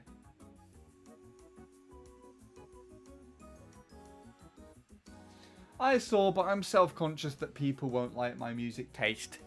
That's all music at the end of the day. It's all the same, just sound that we listen to, and some people enjoy, some people don't. If you have the song that you really, really like, and you really, really dig it for whatever reason, just add it in. It's my playlist, and if anyone has an issue with what you put in, then they can go fuck themselves, basically. Because I'm not going to have a problem with it unless it's like something really like insulting to me personally, but I doubt that exists unless Jake has dropped like a diss track on something on Spotify. But yeah. But no, if there is something that you really, really want to share, don't be afraid of sharing it. I can kind of understand though. I can kind of understand that perspective, but yeah. The main aspect of the playlist is just to share the music that you like and to also find what other people like. And it's not to be taken in a negative sense like you've put it there. It's a more positive sense. It's to kind of both display in a positive way, hey everyone, this is what I listen to. Whether you like it or not, here it is. And it's for people to be like, well, here's what I listen to as well. And to just share music. You might find things that you like from the playlist. And some people might find music that they like from what you've shared. So you never know from music without trying it first. I know that for a fact.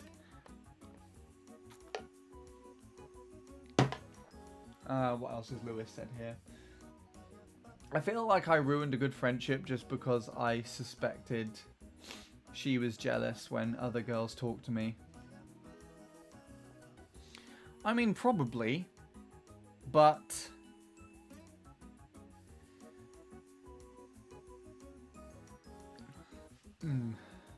if there's someone who is actually like openly jealous and is telling you that they are, then I think it would be probably not the best relationship it could be as well. I mean, you said you suspected she was, so I guess it's not the case. It's not really a problem if she's not acting on it, but I would say that if she does actually act on something, then it's probably not as good as it could be.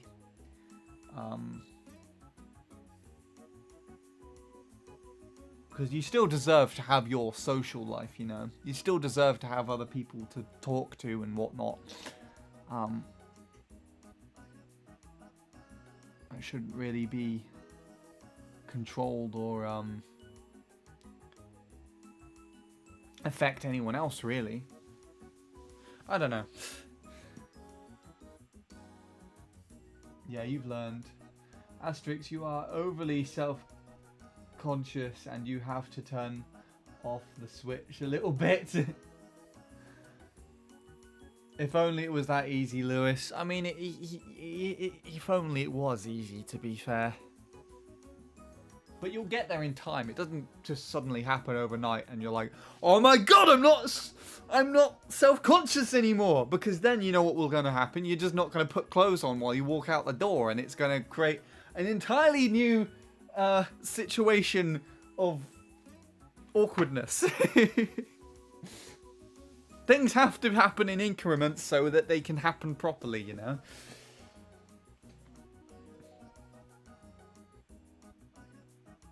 Which Lewis has already stated there. I know it takes time, but you need to start doing it.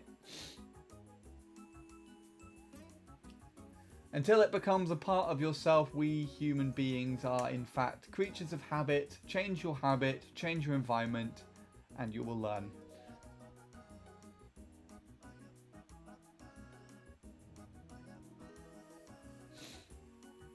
That pinata plant, the thing in the left. I guess I think it's supposed to be like a cartoony me-like version of a Hawaiian dancer, but it could be inspired by that. It is the Nintendo game after all. The Jacob diss track would be funny. What? Doing a diss track on Jacob Maniac? Or Jacob doing one on me? I mean, Jacob doing one in general would be pretty amusing. Jake doing one would just be, like, whiny and uninteresting.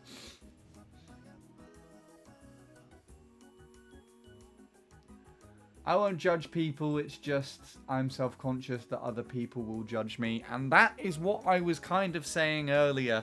The two conversations have intertwined here. Because I was self-conscious about other people's perspectives of me. And in the past, I have wrongly let that control my actions and ruin friendships. The truth be told, just be yourself and the right people will be the ones that like and respect you for it. I mean, and already you're saying that you don't judge other people. So, don't you think that other people would not do the same for you? That they'll be like completely fine and not judging everybody else, but they suddenly just take you out of the bag and just be like, what the fuck is this? Seems a little bit too far-fetched to me if you think about it in a logical sense. I understand it from a self-conscious perspective, obviously, but just for a wide range of things, I don't know. There's a way to go outdoors without clothes on, probably. I don't want to, even if it is an option. I look absolutely grotesque. I can't even stand looking at myself in the mirror, to be fair. But there you go.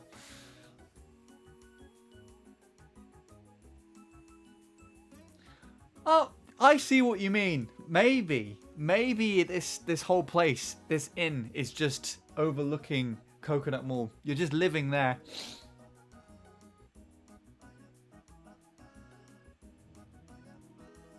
Jacob doing one on you, Bradley, and the whole squad. Who would count as the whole squad to you? I would like to know. That would be interesting. Jacob would probably do that if you ask him to as well.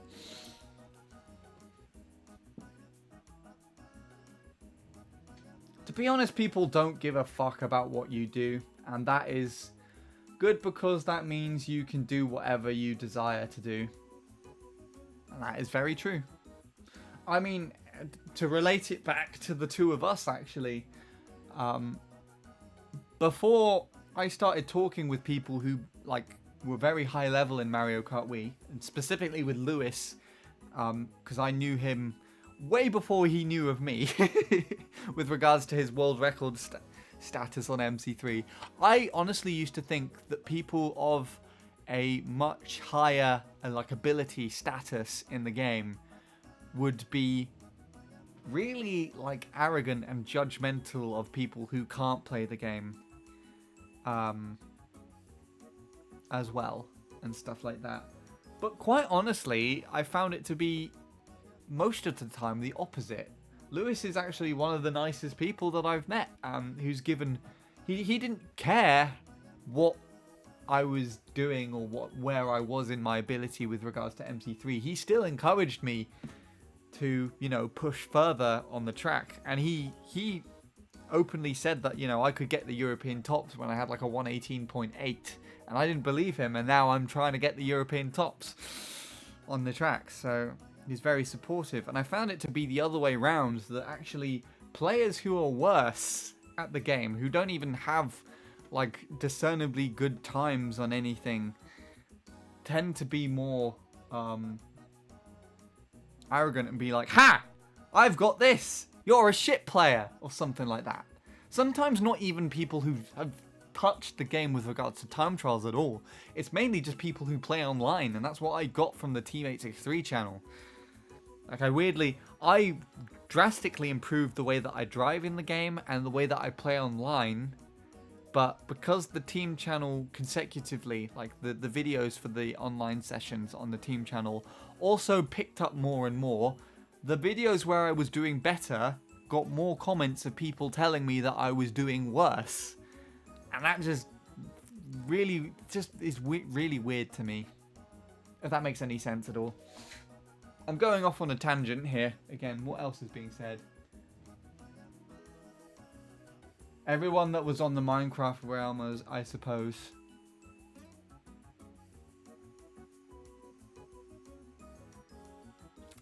I don't actually remember who was on there. I know Jacob was on there. I know you and Lord Soup were there. I was there. Jordan would be on there too. Would have been.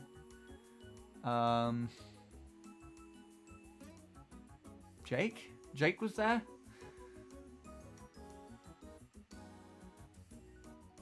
Was Soup played a part of this as well?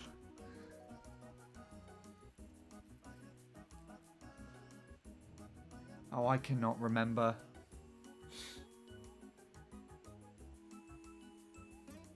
I really can't remember. I'm a prick piece of shit, thank you. You're welcome. Ha! I've got 3 gold stars on my license, you suck. I remember someone coming in and being like, yes, I finally got 3 stars on my gold license. Challenge me online and you're bad. And I backed out and I showed him like all 4 of my licenses and that have all 3 stars on them or something. In fact, actually, I don't think they had 3 stars. I think it was someone who said, ha! I've got all golds on my license and they weren't even like star rank. And I'm like, okay. And then I showed them like all 4. I've played the game through 8 times. In fact, I think 9 times, possibly 10, and got to 3 stars.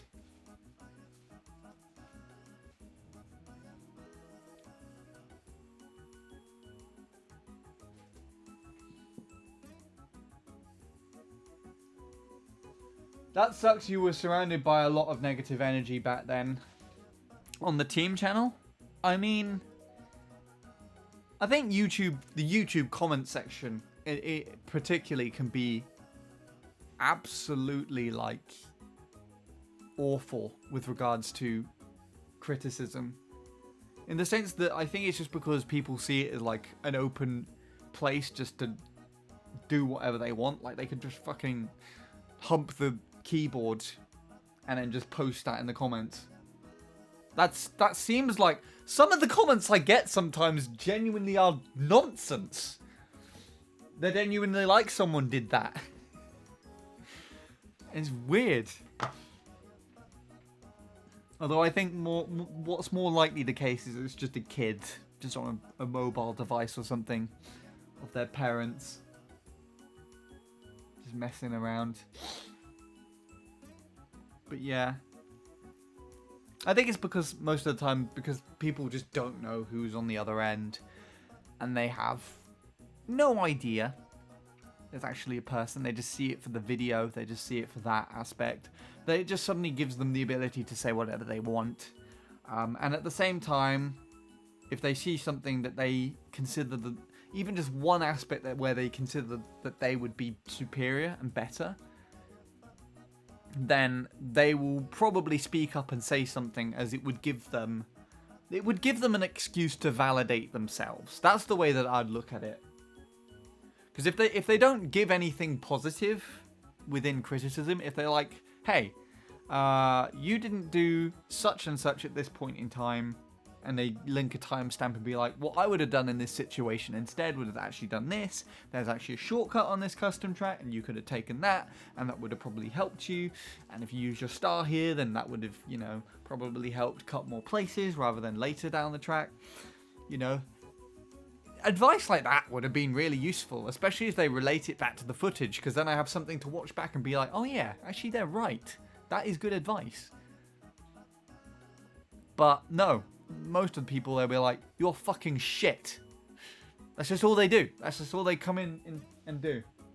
What am I supposed to do with that?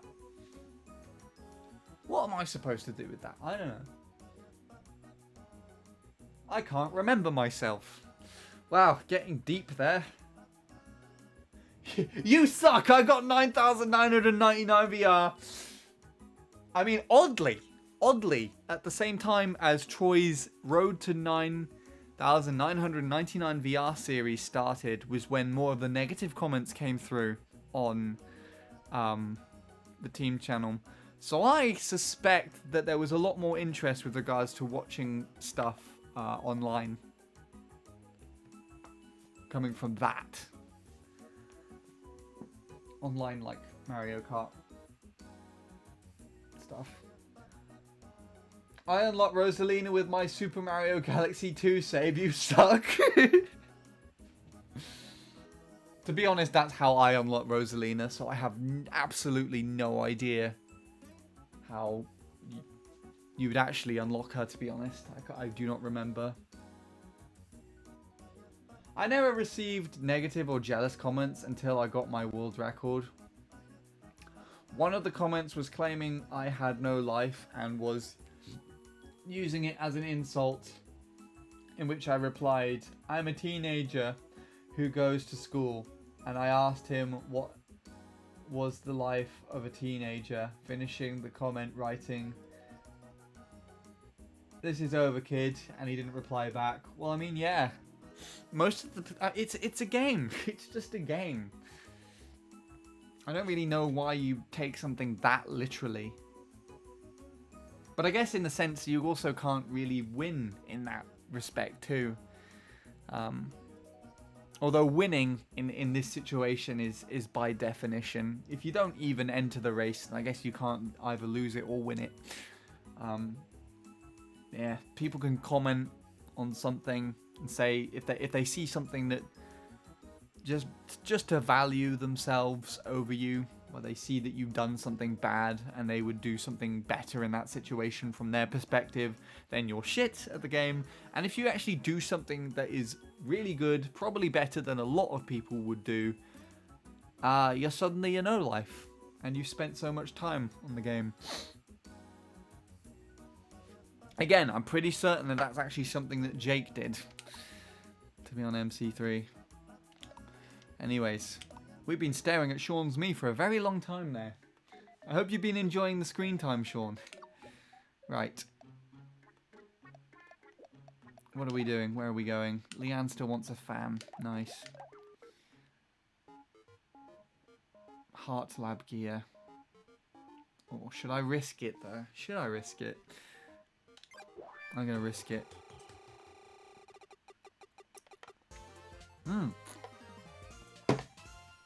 Paid off. I'm not going to wear it, though. Sean, I got a custom track top 10. You suck. Well, I got a custom track top 10 too. So you also suck.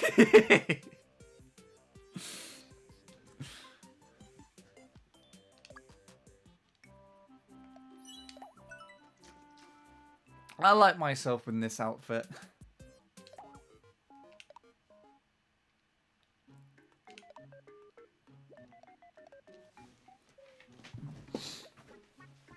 Kind of irritates me in regards to, if you look at custom tracks. Me and Bradley have both got all the way up to a 2nd place on a custom track. But then Jacob has actually had BKTs.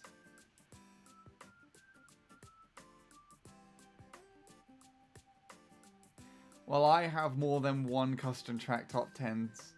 You suck. Well, I have had more than one custom track top 10 as well. So, ha! I mean, he probably didn't expect me to reply back and didn't expect me to be cold. My words were sharp. I mean, rightfully so.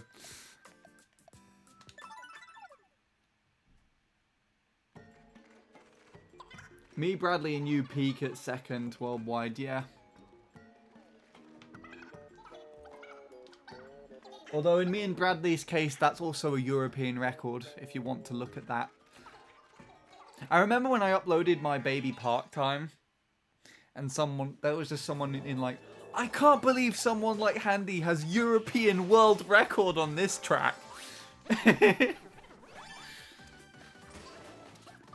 And I'm like, is this supposed to be an insult or a compliment? I can't tell. Do you know about my Baby Park antics, Lewis? I'm pretty sure I told you about them, or showed you. All of my knowledge and experience from doing MC3 paid off with regards to GCN Baby Park in CTGP. And I have got 2nd worldwide on the track. And I would imagine it's because I've got a relatively high tolerance for tracks like that now.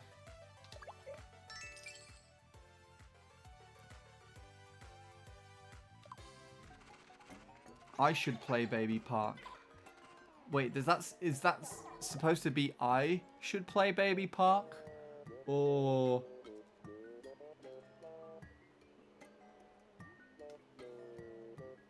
Lewis should play Baby Park. Because Lewis may or may not get a Wii anytime soon. Also, what would Leanne have as a war cry? There's several things that she would say. I just don't know. Let me think about this for the time being.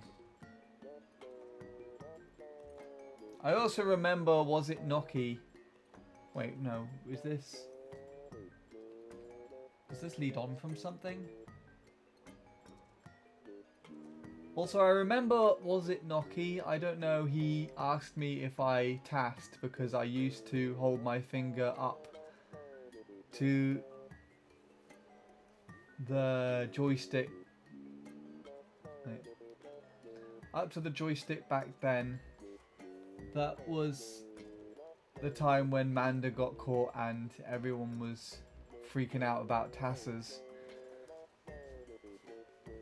I don't know if it was Noki. That would be really weird if it was Noki. I remember you telling me about the finger thing where you like held forward or something on the analog stick because that's just how you played the game. Or back on it, sorry.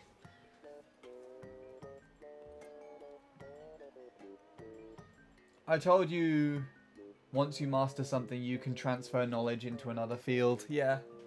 I think in this case as well, Baby Park is just a right turn, hairpin turn on MC3. It's all about just taking that turn really tight or taking an optimal line through that turn as well, because you can't take it too tight. And then just getting the good alignment out the end. My run on there though for me is very, very strong because the only turn that I got really off was the very first one, and everything else was a really like polished looking turn. Not perfect every time, but they're just, it's so tight and hard to get that line that, you know, getting it 13 times out of 14, or at least close to it 13 times out of 14 is probably quite good.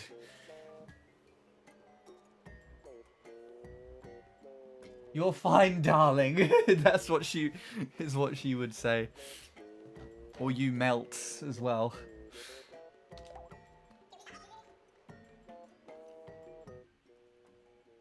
$26. Oh my gosh, that's quite a lot of typing to do. You're fine, lovely would be good. Actually. Shit.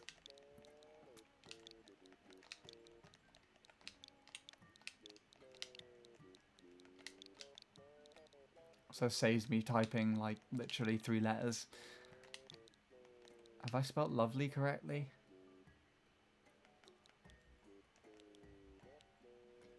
It also sounds like she's insulting someone because they say this after they've killed an enemy.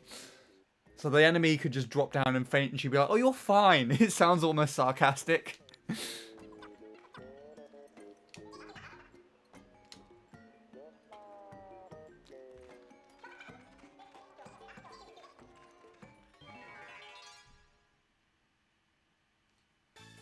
we go.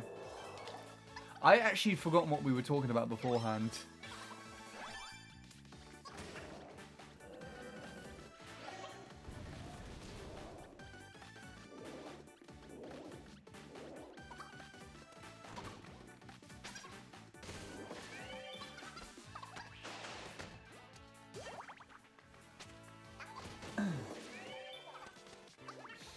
Oh. To be honest, I probably shouldn't talk too much. I need to give my voice a bit of a rest. I can feel it almost giving out. I've chatted so much today. Bradley's ball? Wait, what? I don't think that was on the topic of conversation. I don't remember that.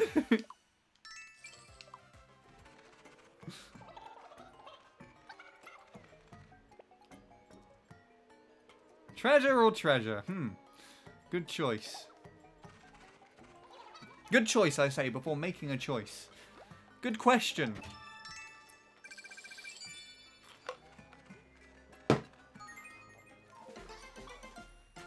Wonder how Bradley is doing. Oh, who's got COVID? Oh. Oh, that's dinner ready. Well, I guess... Oh, she's in the horse's pen. It's fine. Horses can't catch COVID.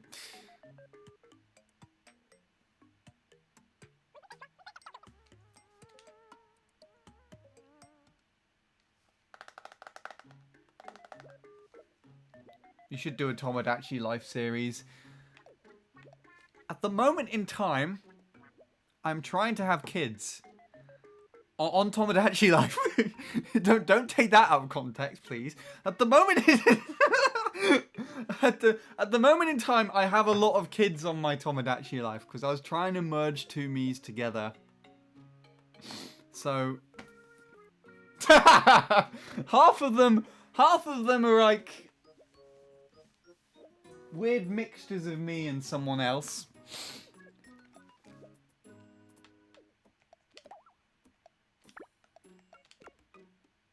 So if I am to get to do a Tomodachi Life series, I'd probably restart the game first.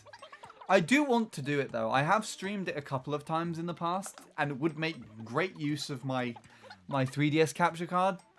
That I still don't think I've made back with regards to stream donations and YouTube revenue yet. With how much it cost me, but we'll see. I'd like to do Tomodachi Life though. I was also... Oh, for fuck's sake, Sean. At least you didn't clip it.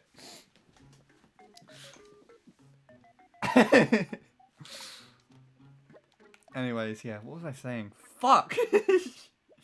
I kind of want to try this game on the 3DS as well, because it originally was on the 3DS, but I don't know if there's really a point.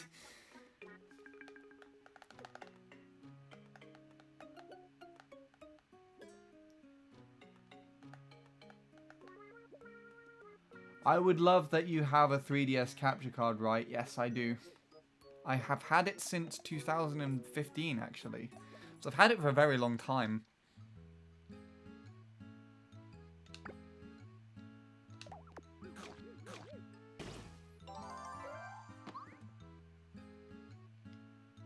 That should be a highlight, not a clip. What? It's not even long enough to be a highlight. It was like literally 10 seconds I said something.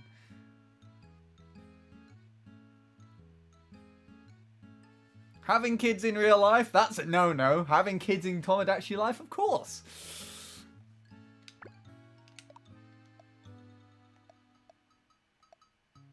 Nil and Chris are awfully picky.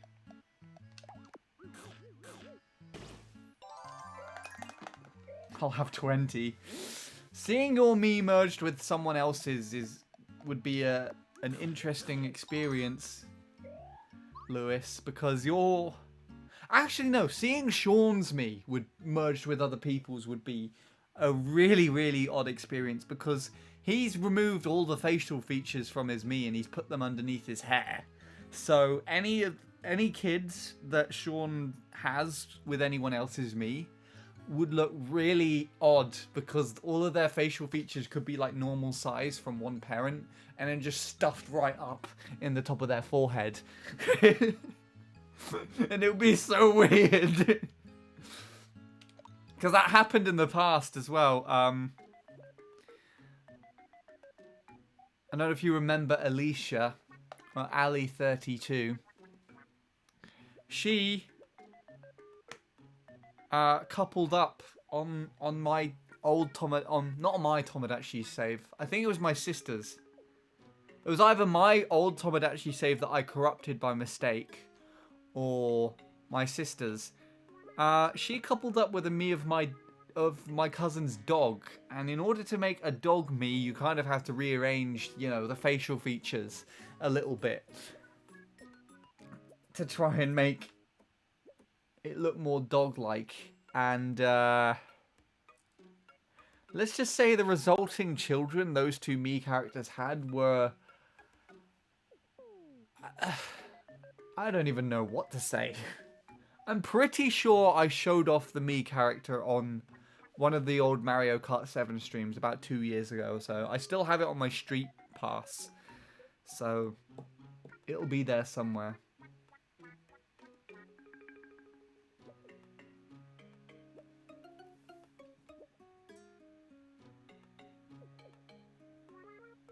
They're worth a lot of money now. They are not. They are so rare. How much money do they cost? You mean the 3DS capture cards? Well, it depends on the 3DS as well, because several of them existed. Back when I got my 3DS capture card, there was only the one on the normal 3DSs that would exist, but also 3DS XLs. So my 3DS, I got pre-owned for 80 quid plus postage. But then to ship it to America and have the capture card installed by a guy called Loopy, who runs 3dscapture.com, cost around 200, the equivalent of 200 quid, just over 200 quid plus postage. So I think the overall cost for me, including buying the 3DS in the first place, was just above or shy of 300 quid. Now, the other manufacturer who made the 3DS capture cards at the time was a company called Katsu Kitty, who sold the 3DS XL version of the capture cards, and they were based in Japan. And they cost about 400 quid. Not including the postage as well. Considering they're also coming in from Japan, that would have been a lot more money, I think. But what's happened now is Loopy, the way that Loopy makes the capture cards is he does it on like a... I think he has to put together all of the the data boards and everything himself, the PCBs, what the actual capture cards are, the components. He has to make them. And so orders usually get put on hold. So you can't actually buy the capture cards from Loopy until he's made more of the boards to then sell. And then once the boards go on sale again, lots of people are probably waiting around to then send their 3DS in and have it all sorted out and everything like that. Mind you, it's very anxiety inducing as well, because I actually sent off I actually send the 3DS that I had off to him to get it fitted to America, somewhere I'd never been before. And I had tracking information put on it, so I could see when it got to him, and then he'd put tracking information on it when it was coming back. And the tracking information stopped at San Francisco, so it got shipped. Like, the shipping information showed up to 2 days, and it got stuck in and then it just only showed that it was in San Francisco, and that was it. And I thought, oh shit, my 3DS has gone missing in San Francisco. It's not actually got there. And then Loopy just responded about 2 or 3 weeks later that he got round to my 3DS. Capture card's installed, he'll be sending it back. Here's the tracking information. I'm like, oh my fucking god. Oh, my heart sank. But yeah, there you go. Yeah, so Katsu Kitty went out of business, who did the 3DS capture cards, but they were way more expensive anyways. And with regards to features and software capability, they weren't as good. But they would do capture cards for the newer 3DSs as well later down the line. However, whereas Loopy, who fitted my capture card, was just one guy who does all of that stuff and does it really well. Katsu Kitty bought all of the PCBs from a manufacturer who made the capture cards, and then, you know, they would fit it and whatnot. And that manufacturer, even though Katsu Kitty is now out of business, that manufacturer still makes the capture cards, still makes the components for them. So there is someone else who's taken over from Katsu Kitty and does the Katsu Kitty base mods, but I think they're even more expensive. And obviously, because the 3DS is now a much older console, I don't think the capture cards are that sought out for. So I think it's just a lot rarer to get your hands on them or see anyone with them just in general. But yeah. There's not many people who install the 3DS capture cards anymore, so they're very expensive. I mean, I think that there have been more than since when I got them installed, but I just think the console's not that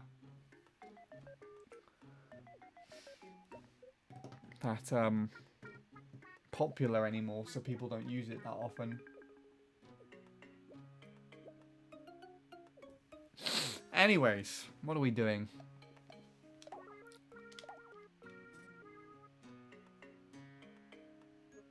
Hero vestments.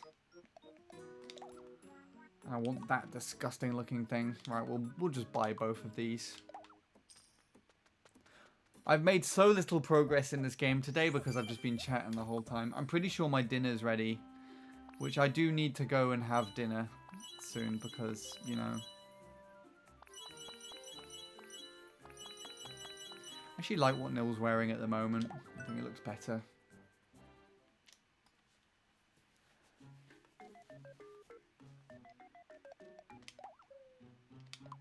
Oh yeah, total side note, I had a haircut and a shave today. Makes no difference because you can't see me, but it feels better. Don't know why I randomly decided to put that out there, but there you go. Right, at the next save point, where it says continue playing and whatnot, I will probably...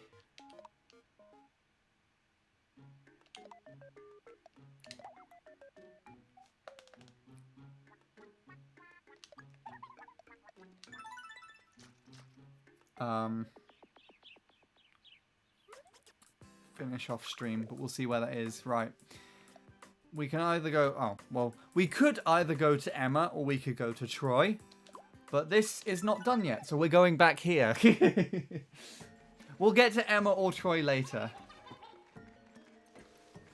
This would be a really good opportunity to do like a vote for which one we could go to, like on one of the polls on the stream, because I have not done one of those for ages, and I still remember how Sean completely fucked up with the one in We Fit You. But there's no point, because I'm pretty sure it's just you two here today. We demand webcam. No, you don't. I actually don't know where it is.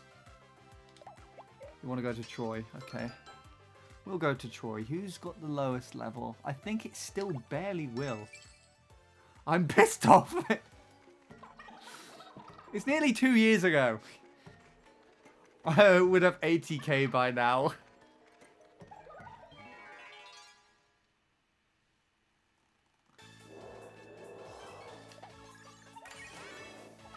Wait, why do you have so little? You have 33? Haven't you also changed your account or something as well? We demand a call. That is something that I actually forgot to try and sort out last month. Because I was gonna try and make VIP calling a thing.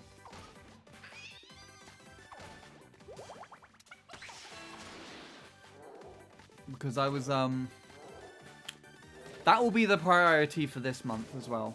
Sometime at the end of this month, there'll be like a little celebration stream. Hopefully, I'll do a call with VIPs and mods. So it'll be a big get together where we can just all chill and chat. And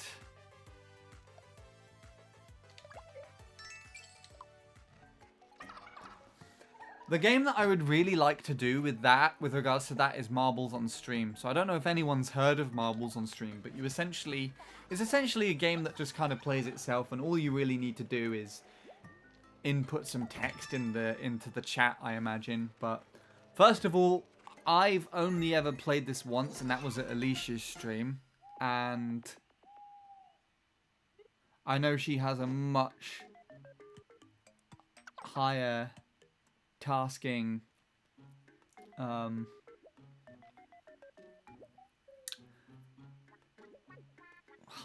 a much faster and better computer than I have, put it that way. Leanne's in the horse stable, so I can't actually move Chris over there.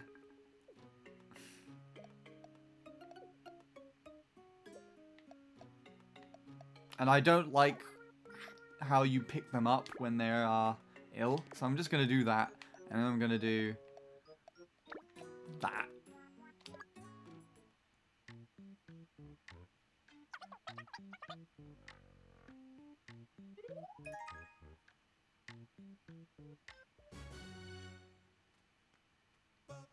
If it was only that easy in real life, just to make someone feel better.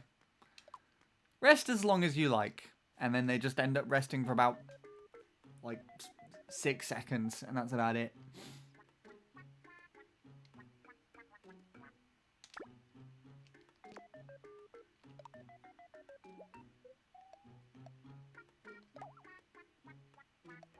What the fuck do you want a new flask every 5 fucking minutes? I'm getting annoyed with myself. Literally. Hello, Jake.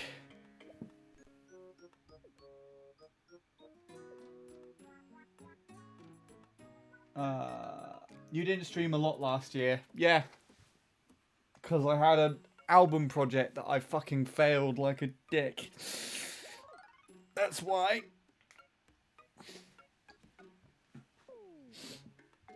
We were already talking about that though, so I won't get into detail. I did speak with Soupplate for a couple of minutes though. Yeah, there was like a big, I'm pretty sure there was a big group call that started happening just in the general, just out of absolutely nowhere, and I have no idea when or where it happened.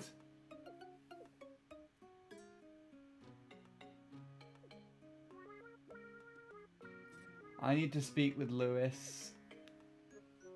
To be in a call with you would be a blessing. Yes. It still hasn't happened, a call between me and Lewis.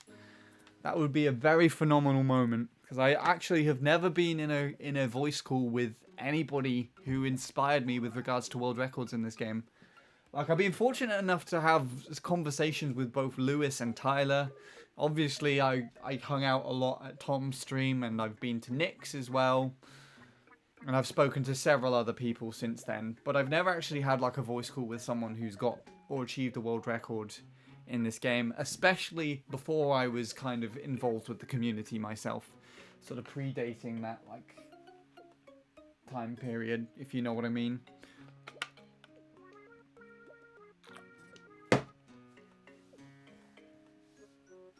So it'd be cool to talk to Lewis.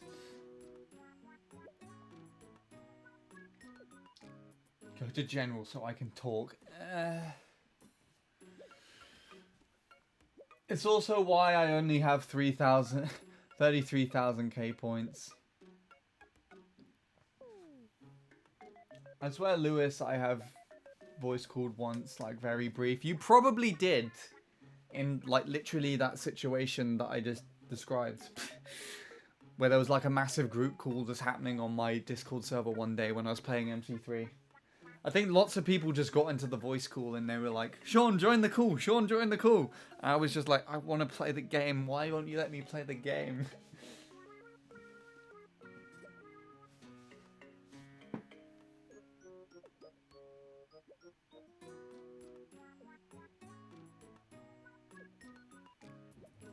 I inspire Sean so much, obviously. Well, you are the superior one, so you know. I mean, actually, Sean, if I have to be honest, one of the reasons as to why I made the Spotify playlist and the calling priority for VIPs is because it's something that you brought up every now and then. So there you go. Not entirely focused on you, but you inspired it to an extent. Might not have been you, maybe Will. I mean, you and Will would have called all the way back during the NAS events, because Will got involved in those a lot. You might have even been on a call with Thomas, who was the very first person that I ever made a connection with regards to Mario Kart Wii, actually. He popped in a few weeks ago. Very odd, but very cool. It's very weird also to think of the extent that I've had over a period of time.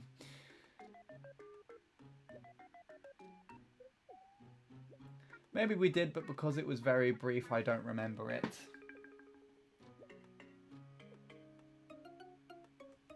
Not at home for the weekend and right now, but like,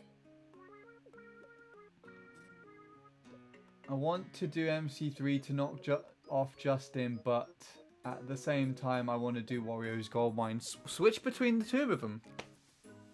I mean, you're a lot more versatile than I am, so you could probably just change between tracks without really suffering too much.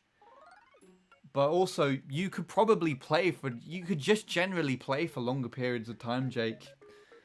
You probably have more free time and more of a capability on your own hands to be able to play for a longer time. Obviously, though, that's not a statement to say that you should. In fact, it's probably something you should more than likely learn a lesson from me and just not play for as long as I did. By any means. But I do, by any means. I'd say, well, either or would work really well for you, wouldn't you? I mean, everyone and their grandma is playing Goldmine at the moment, so I would not blame you for not wanting to get involved in that crowd. But at the same time, you tend to deal with getting involved with the crowd very well, so you could do that.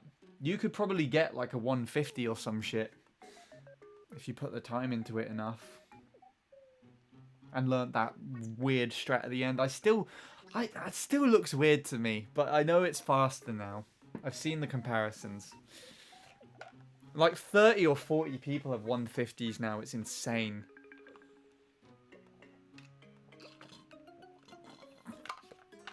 And Ixie is back off the worldwide tops. And I hate it.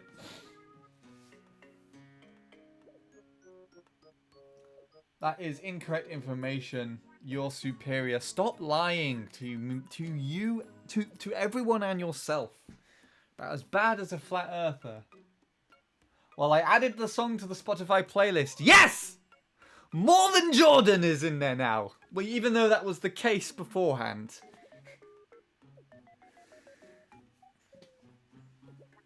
I think it's primarily been her, and then someone from my volunteering has added a song in there too. But now we've got three people in there.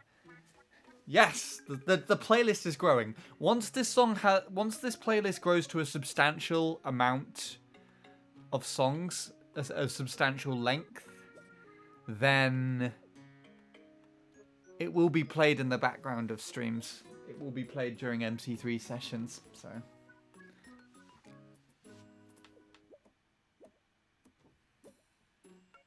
I get burnt out on tracks easily. There you go then. It's a really good thing to do, to just mix and match between things.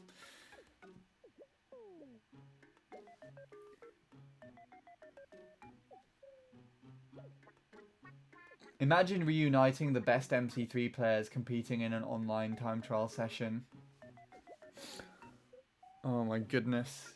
You and Tyler in a 1v1. What I would have absolutely died to see back in the day, Lewis, is when you and Tyler were like trading world records, if you just both did a 1v1 on the track. If I knew that that was a possibility, I would honestly like... I don't know what I would have done to ensure that it existed, but like in your primes, it would have been amazing to watch you both play against each other in like an actual like match trade-off. Even if I had to watch it through like potato quality capture cards or like a TV just aimed at the screen, I would watch it. I would so watch it. But even then, if you did an online, like an online time trial between you two as well, would be really good to see. Of course, though, Tyler knows the triple mini turbo. I don't know if he would go for it in an online TT though, but he knows it. So he'd probably bring out the win. Me and Scorpy have done MC3 only frooms. And Lee D and I usually battle each other on MC3 in online TTs. That's really cool, actually, that you've been able to play, Lee. And also really irritating at the same time, because it's you. I've not even spoken to Lee, I don't think. But it's cool that he's back in the game and everything now. I recorded a couple of his times when he returned last year. And that's been it. I didn't know that you and Scorpy regularly... Well, I'm assuming based on that comment that that it's a sort of regular... It is or was a regular thing that you did. I remember you did it that one time and then you got like a 0.2 online. In a 1v1 against him. I really want to see Scorpy get like a sub on MC3. Not in online TTs. That would be phenomenal. If anyone got a sub... on online TTs, sub 118, that would just be ridiculous.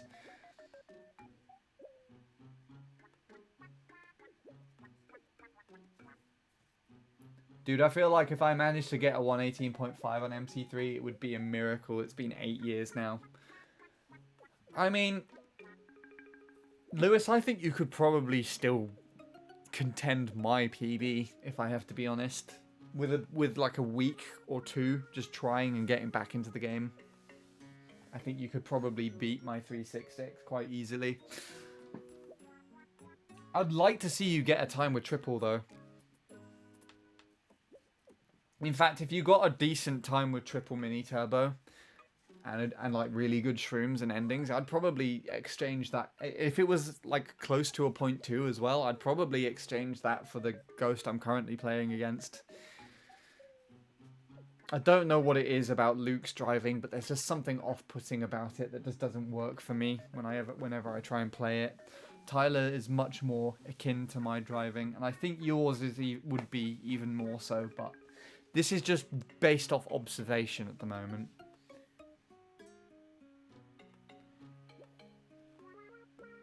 He told me he was going to spank me on MC3, then I get a 118.4 with a slow start up and bust his ass. Is that what Lee said? That's interesting.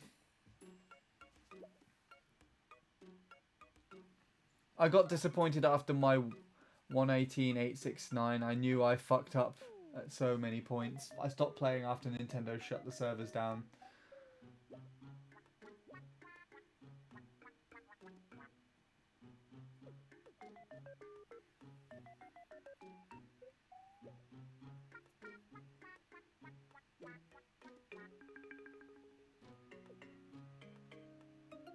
I like seeing your 169 in comparison to Tyler's 107 is probably my favourite comparison of all time, to be honest. And that's not even surprising, most likely.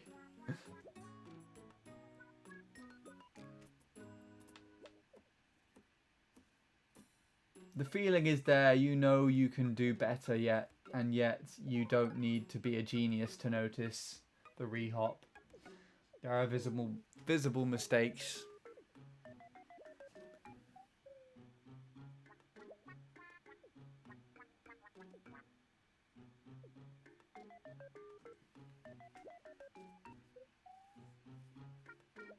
He switched to Classic Pro and we did it once and that was it with Scorpy. Wait, was that Scorpy? Scorpy switched to Classic Pro. Or was that Lee? Because I know Lee used to play with GameCube, and now I'm pretty sure he plays Classic Pro. Because I've seen it in his Ghosts. With Scorpy, though, that would be really cool. Scorpy could have probably still beat my PV using Classic.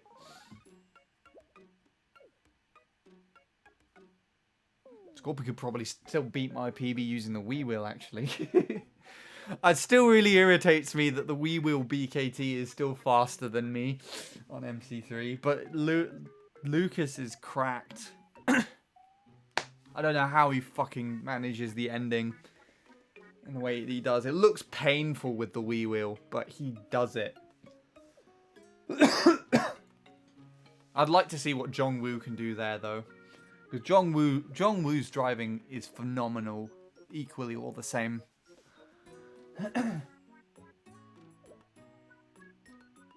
I'm telling you, next PB I have, it's going to be the 0.0. Most likely. Either that or I honestly think you could probably get like a 1-1 something. A 0.11 something. And beat Justin with that.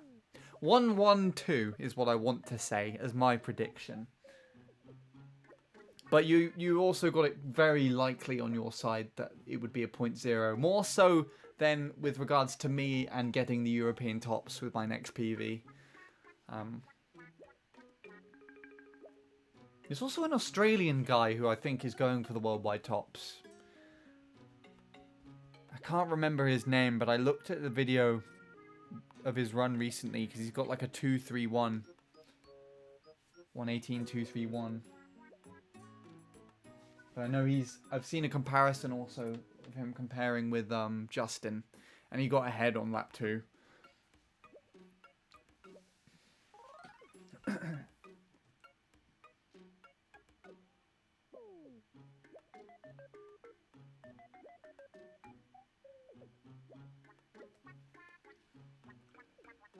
He thought he'd spank me on MC3 and I gave it to him. Lee can consistently get 0.6s on MC3. That's better than me then. I can't consistently get anything. The only consistency that I have on MC3 is to be inconsistent. It's probably the truest sentence I've ever said as well.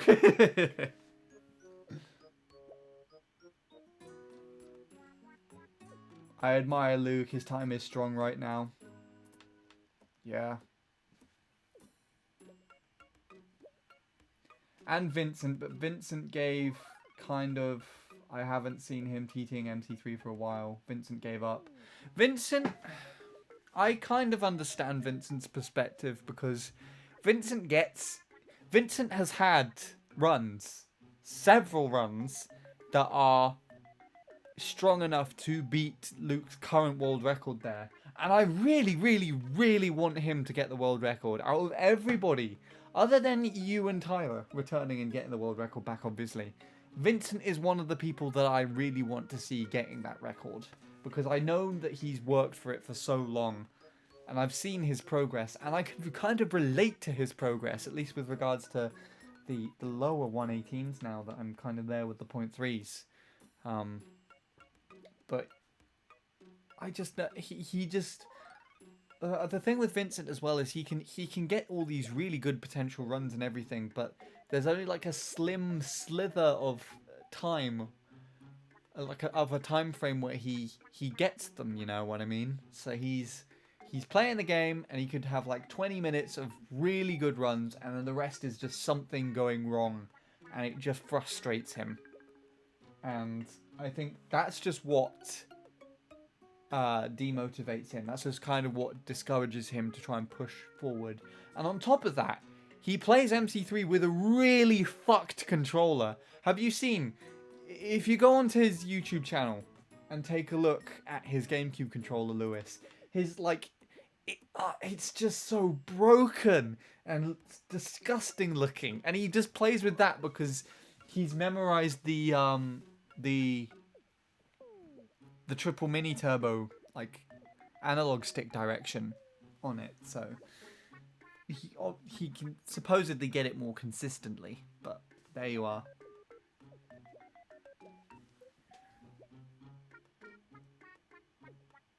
And of course Goldmine as well. Everyone and their grandma is playing Goldmine at the moment, so I think Vincent's obviously prioritizing that because that's his track. And I still want him to get that record back, but quite honestly, I think Luke is in the zone with that at the moment, and he's probably going to push it all the way down to a 149. Or at least try his hardest to do that.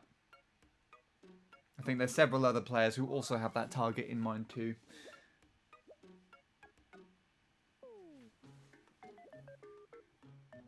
Yes, Rogue. Rogue, that's the guy. His drive, like, he's really, really good.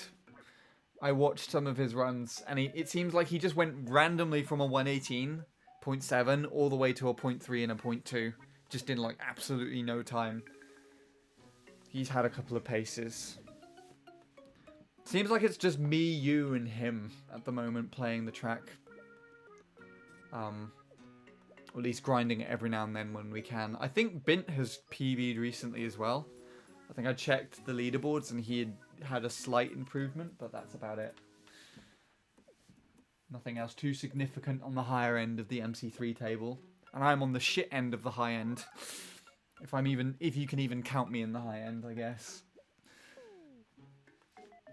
It's very subjective.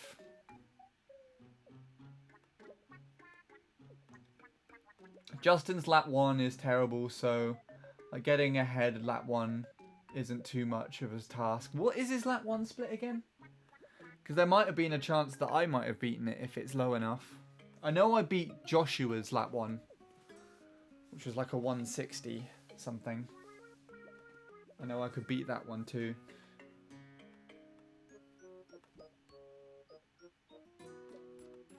Getting a sub is something I didn't expect to see. Is that the sub 118 in this track? I mean, did you even think it was remotely possible when the double mini turbo was still the main strat on MC3? I think it's barely possible. I think it's barely possible. But I didn't think...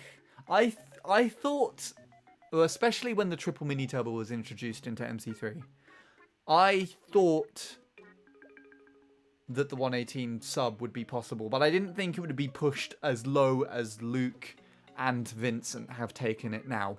I thought at the most it would get like a mid 0.9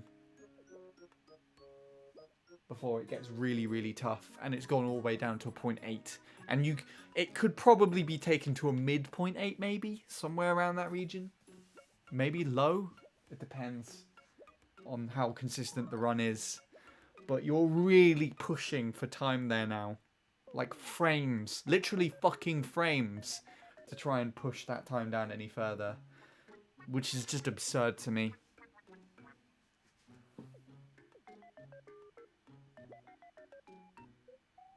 Imagine putting all that work just to give up. Well, I wouldn't say Vincent's really given up, because what he's done is equally as just as phenomenal as Luke, if not even more respectable, because I know Vincent has been working on the track for longer than Luke has, and he hasn't had as much luck as Luke did in getting runs and finishing things.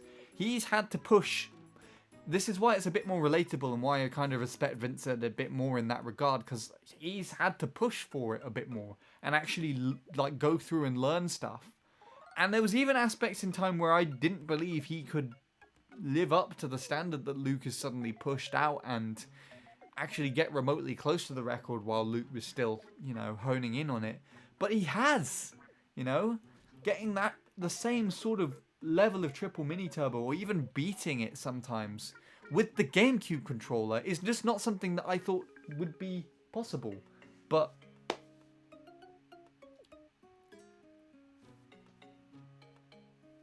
yeah, it just, I can't blame the guy. I really can't. I've pushed the track down. Like, I've pushed the track and had my struggles with it more than enough to feel that he's basically having the same sort of situation, and if not much worse, because it's at a much higher level on the track. Sucks for Vincent that he uses GameCube and his hands versus Luke and the nunchuck. Yeah. As I literally just made the point that I did. Why doesn't he buy another one?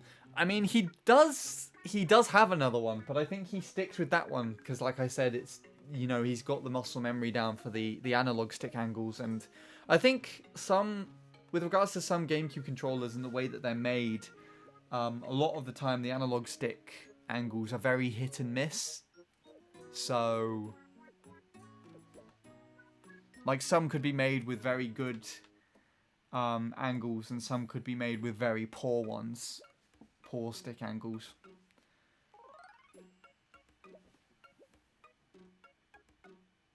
If my Wiimote and nunchuck were to be broken, I would buy a new one. Same. Luke does 3 out of 3 strats. New strats, beginning and end. Wait, has he actually pulled it off in his most recent world record? Because in his recent record, he only did it 2 for 3, I'm pretty sure. The beginning turn skip. It makes sense to go for it 3 out of 3, though. But Vincent has been on 0.1 paces with 2 out of 3 beginning cuts and 3 out of 3 endings. So the sub 150 is definitely possible then.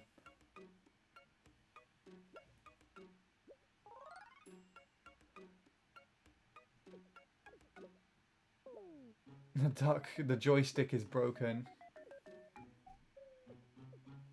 Yep, Bint got on the worldwide tops, then went right off. Oh, with that on Goldmine as well for Bint. I mean, didn't Bint get into the worldwide tops without doing the ending strat? So he had a 150 doing it the old way, I think. I think Bint could probably get back up there, but I wouldn't blame him for not going for it while everyone else is pushing it. He needs to get a new controller, seriously. I bet he is hurting his fingers. I mean, I think he does. I'm pretty sure he does have one. But again, like, he has several new GameCube controllers, but he doesn't move back to one because he doesn't want to relearn all his analog stick positions and everything and get used to the feel of the new controller. And I guess break it in as well. I think some of them sometimes have really stiff, like, trigger buttons and everything like that. Whether he's done so or not since that video was taken, I don't know. You'd have to ask him on one of his streams to know for certain, but we'll see. Justin's lap 1 is a 198? That's fucking slow as arse for that type of level. I could beat that in literally any session that I have. Most of the time I get a 0.1. I think it's like probably like a couple of milliseconds faster than that. God, that's ridiculous. I didn't know that.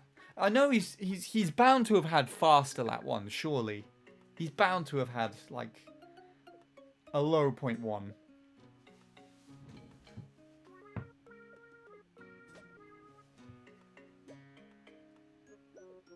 Splits do give 117 on MC3 using double. As I knew that already. I assumed it was possible to do 118 with a double, but hella hard. I mean, I still think it probably is.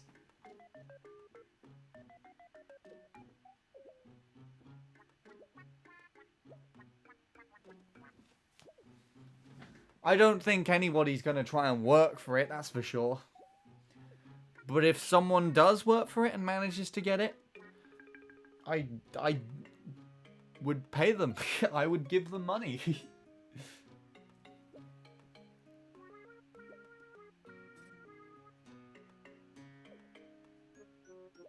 I've gotten a 250 950, a 25 950 lap 2 with dirt, but dude, I just got it once. 4 players with 117 on MC3, Luke, Vincent, Casey and Emil.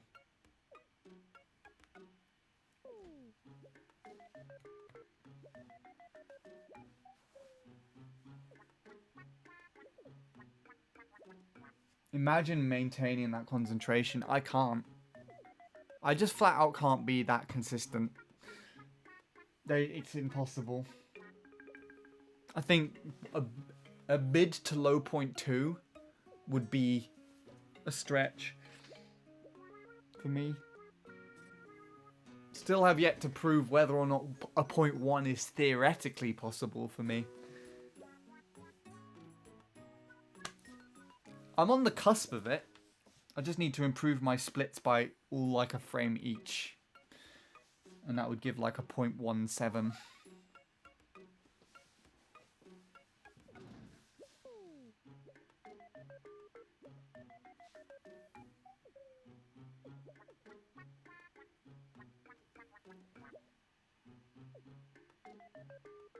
Perfect triple for me can give me laps. Using Classic Pro on triple isn't the worst thing, but like my fingers hurt after a while. Yeah, I mean that's why I don't use Classic Pro, because that claw shape that you have to do, and with the handle, fuck it, I can't do that. That looks like absolute grotesque shit to go through.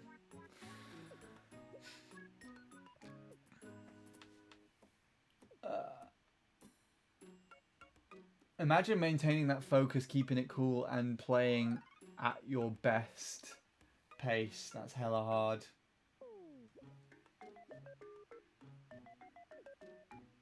Each GCN is different. Take it from me. Takes time to get used to, and that's probably why Vincent stuck with that controller, because he's still making, or did make, so much progress using it. So why get rid of it, you know?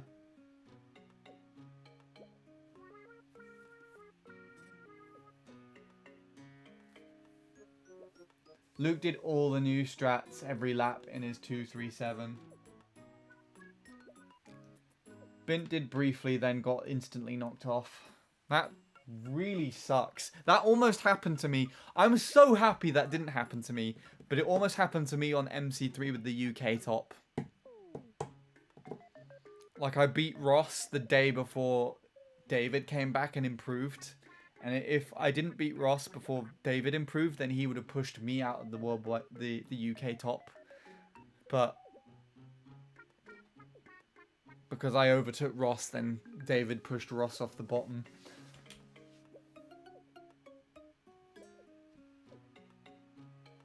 I would try it just to brag. What's Jake's triple do? I imagine it's the one with the delay drift at the end. that one's definitely the one that would work best for you, I still think. But we'll see. Yeah, that one. You approach it slightly wider though. Like it's sort of like a wide.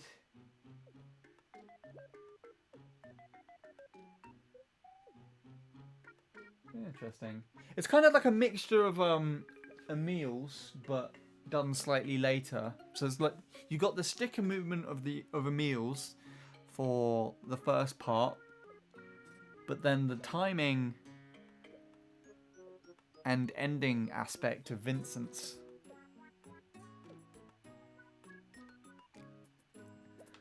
I have UK tops on Gorge now. 142.1 still need to get fucking sub, lol. Well, you're better than me, Sean, so I think that's possible. More than possible, actually. You should be able to do it. Imagine subbing 118 with double and using a me name named 2 mini turbos, bitch.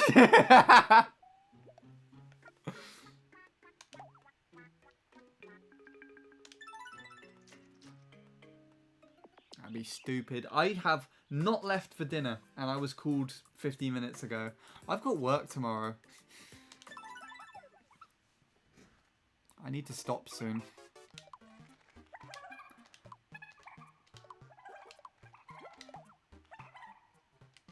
The world record gap is... Well, the world record is, was really pushed down recently, so it's not too bad. So it's not too surprising, sorry.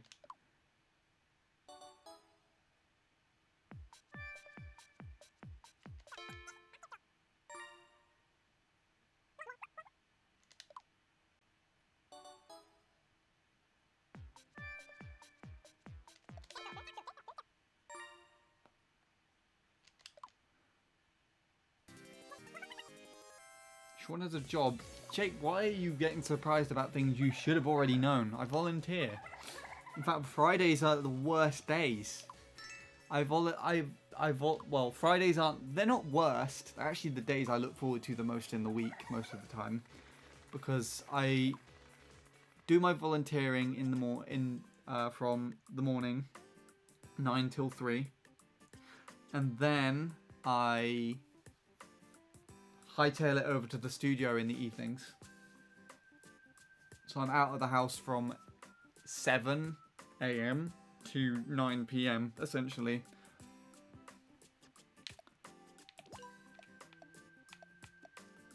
Let's see what Emma wants.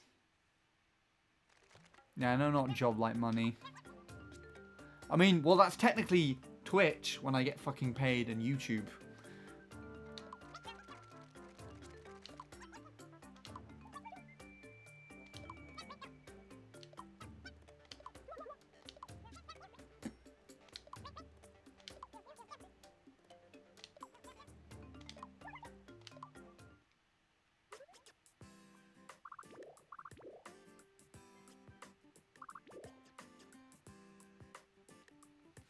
Cool.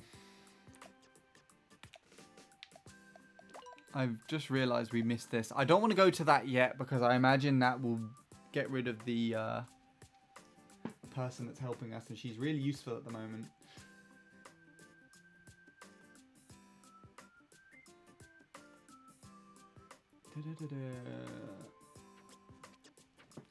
Well, it feels that if I go tight on the second mini turbo, I either don't get the third mini turbo or my mini turbo comes out, but like I have the most awful line into the hairpin. I mean, if you're quick enough to react to what mini turbo release you can do, you can just literally hold in your wheelie to try and fix the angle that you get coming out of the mini turbo. But I mean, that's also why the delay drift is in place, right? To help fix it. I guess overall it's because you can't really soft drift as well, so it's quite hard to just go around that turn. I don't know. I'm not trying it.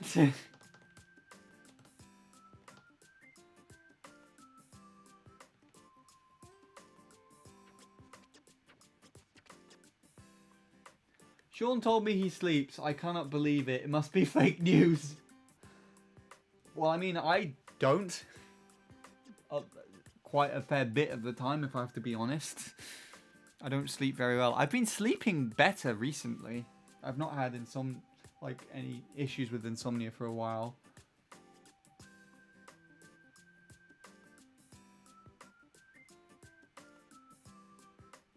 What's up with your Twitch pair, by the way? At the moment, I'm just waiting for confirmation from Twitch to see if they've actually changed anything properly. Nothing's come through yet, and if I don't hear anything from them in about a month, I'll just assume that it's all fixed. But there has now been a payout that has come through, and I can edit all the details with regards to the payout now. So everything seems to have been fixed, but I'm just waiting to see if anything is said, to know what the issue was, or if Twitch has fucked up anything, that stuff, so on and so forth.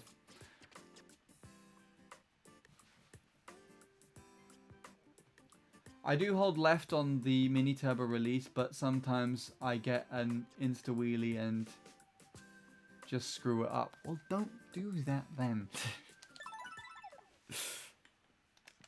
That's the problem. Right, how many of these am I gonna have to do? I think literally this next one should give me like a stopping point. Right? Oh, fuck.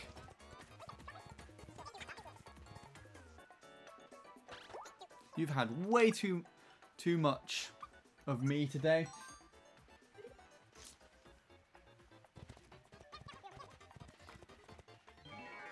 I shouldn't have been here for this long. I've been talking so much, I can feel it in my voice.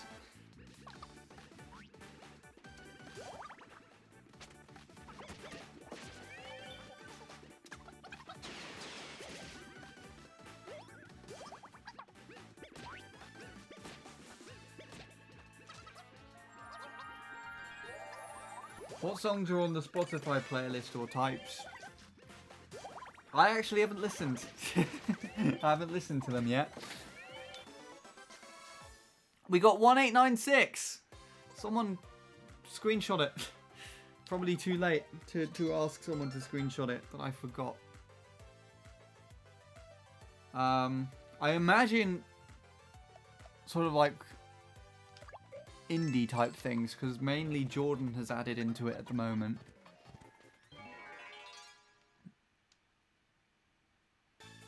There's one song added in there from someone I know from work, who I know likes a lot of dance remixes, so I imagine that's what they've added in. And then Sean said he's added something. Anyways, it's time for me to depart from the stream, and I fear the stream will be over by the time I'm next available. So thank you very much for the entertainment, and I much enjoyed talking to you and chat. Good night. Whew. That was difficult to say all in one go. Well, you can thank Lewis for that one, because he's been keeping me on my toes with conversation for a lot of this stream. But yes, thank you for stopping by, Sean.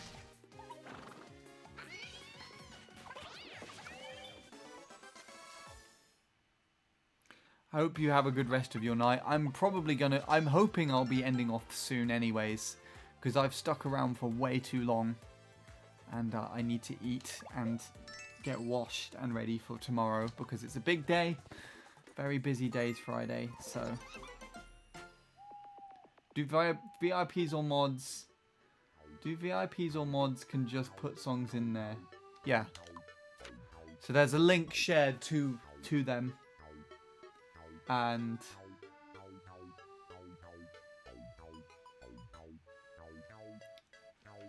anyone who has access to the link can add songs. if they choose to collaborate on the playlist. The annoying thing is, though, with the playlist is that, and I think this would deter most people, is the profile, the Spotify profile. It is shown for whoever adds the songs into the playlist. So if people wanted to keep their profiles private, like Offie, for example, then they can't really add anything into the playlists for themselves. Urgently needed manpower for quest. For details, see sender in the Traveler's Hub. Thanks, Peter. Though I'm doing my own quest at the moment. That's what they're called. Quests. Right. This is the save point we were looking for. Could have probably finished this world if I didn't talk all the time, but there we are. An hour late, and probably an hour off of the game, but it's fine.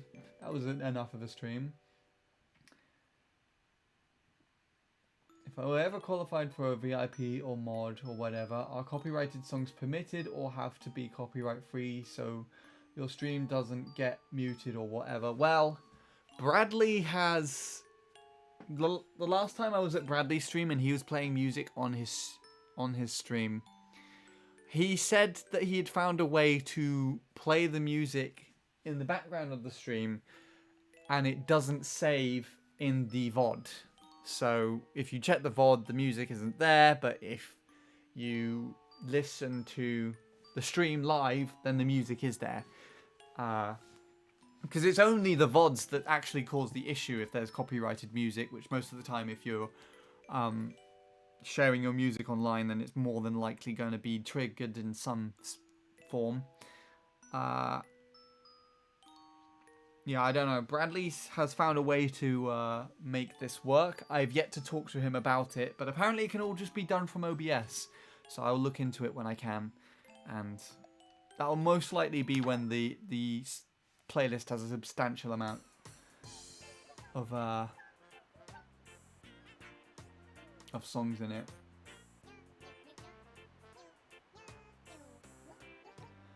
Oh well, I was here for the end. There you go. So you didn't miss anything. Instead, you get to watch the inferior Sean abscond and not see me again for probably a week. Right, let's see who's on the Metopia list then, shall we? The raiding schedule. I don't think that... Yeah, there's no one else. Well, in that case... I guess I'm hosting / raiding Luke.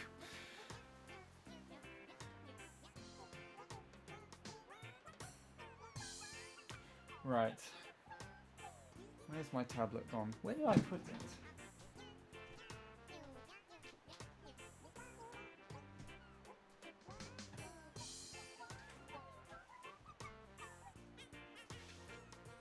All the way over here. I don't know what I was doing over here when I last used that, but I'm concerned and not bothered at the same time.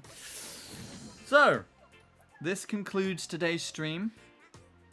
Thank you everybody who tuned in today. That was a lot of talking, a lot more than I was expecting to do, but hey, it's good for you, I guess. So I'm going to raid Luke because there's no one else that I have to raid and I don't care to look for anybody else. So thank you everybody who came along. I don't know when my next stream is going to be, but it will most likely, if I had to guess, be on the weekend. And it would be a MC3 Metopia mixture. So that would be good.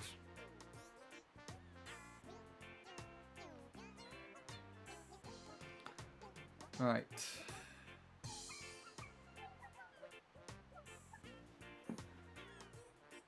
I've added 2 songs, so that's it for now. Each very different to the other.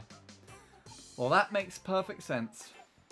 So there you go. Is Lewis off now as well?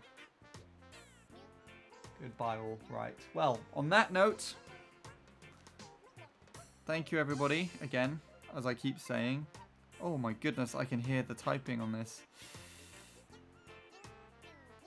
I don't know why that was such a surprise to me. Why did you... Why did...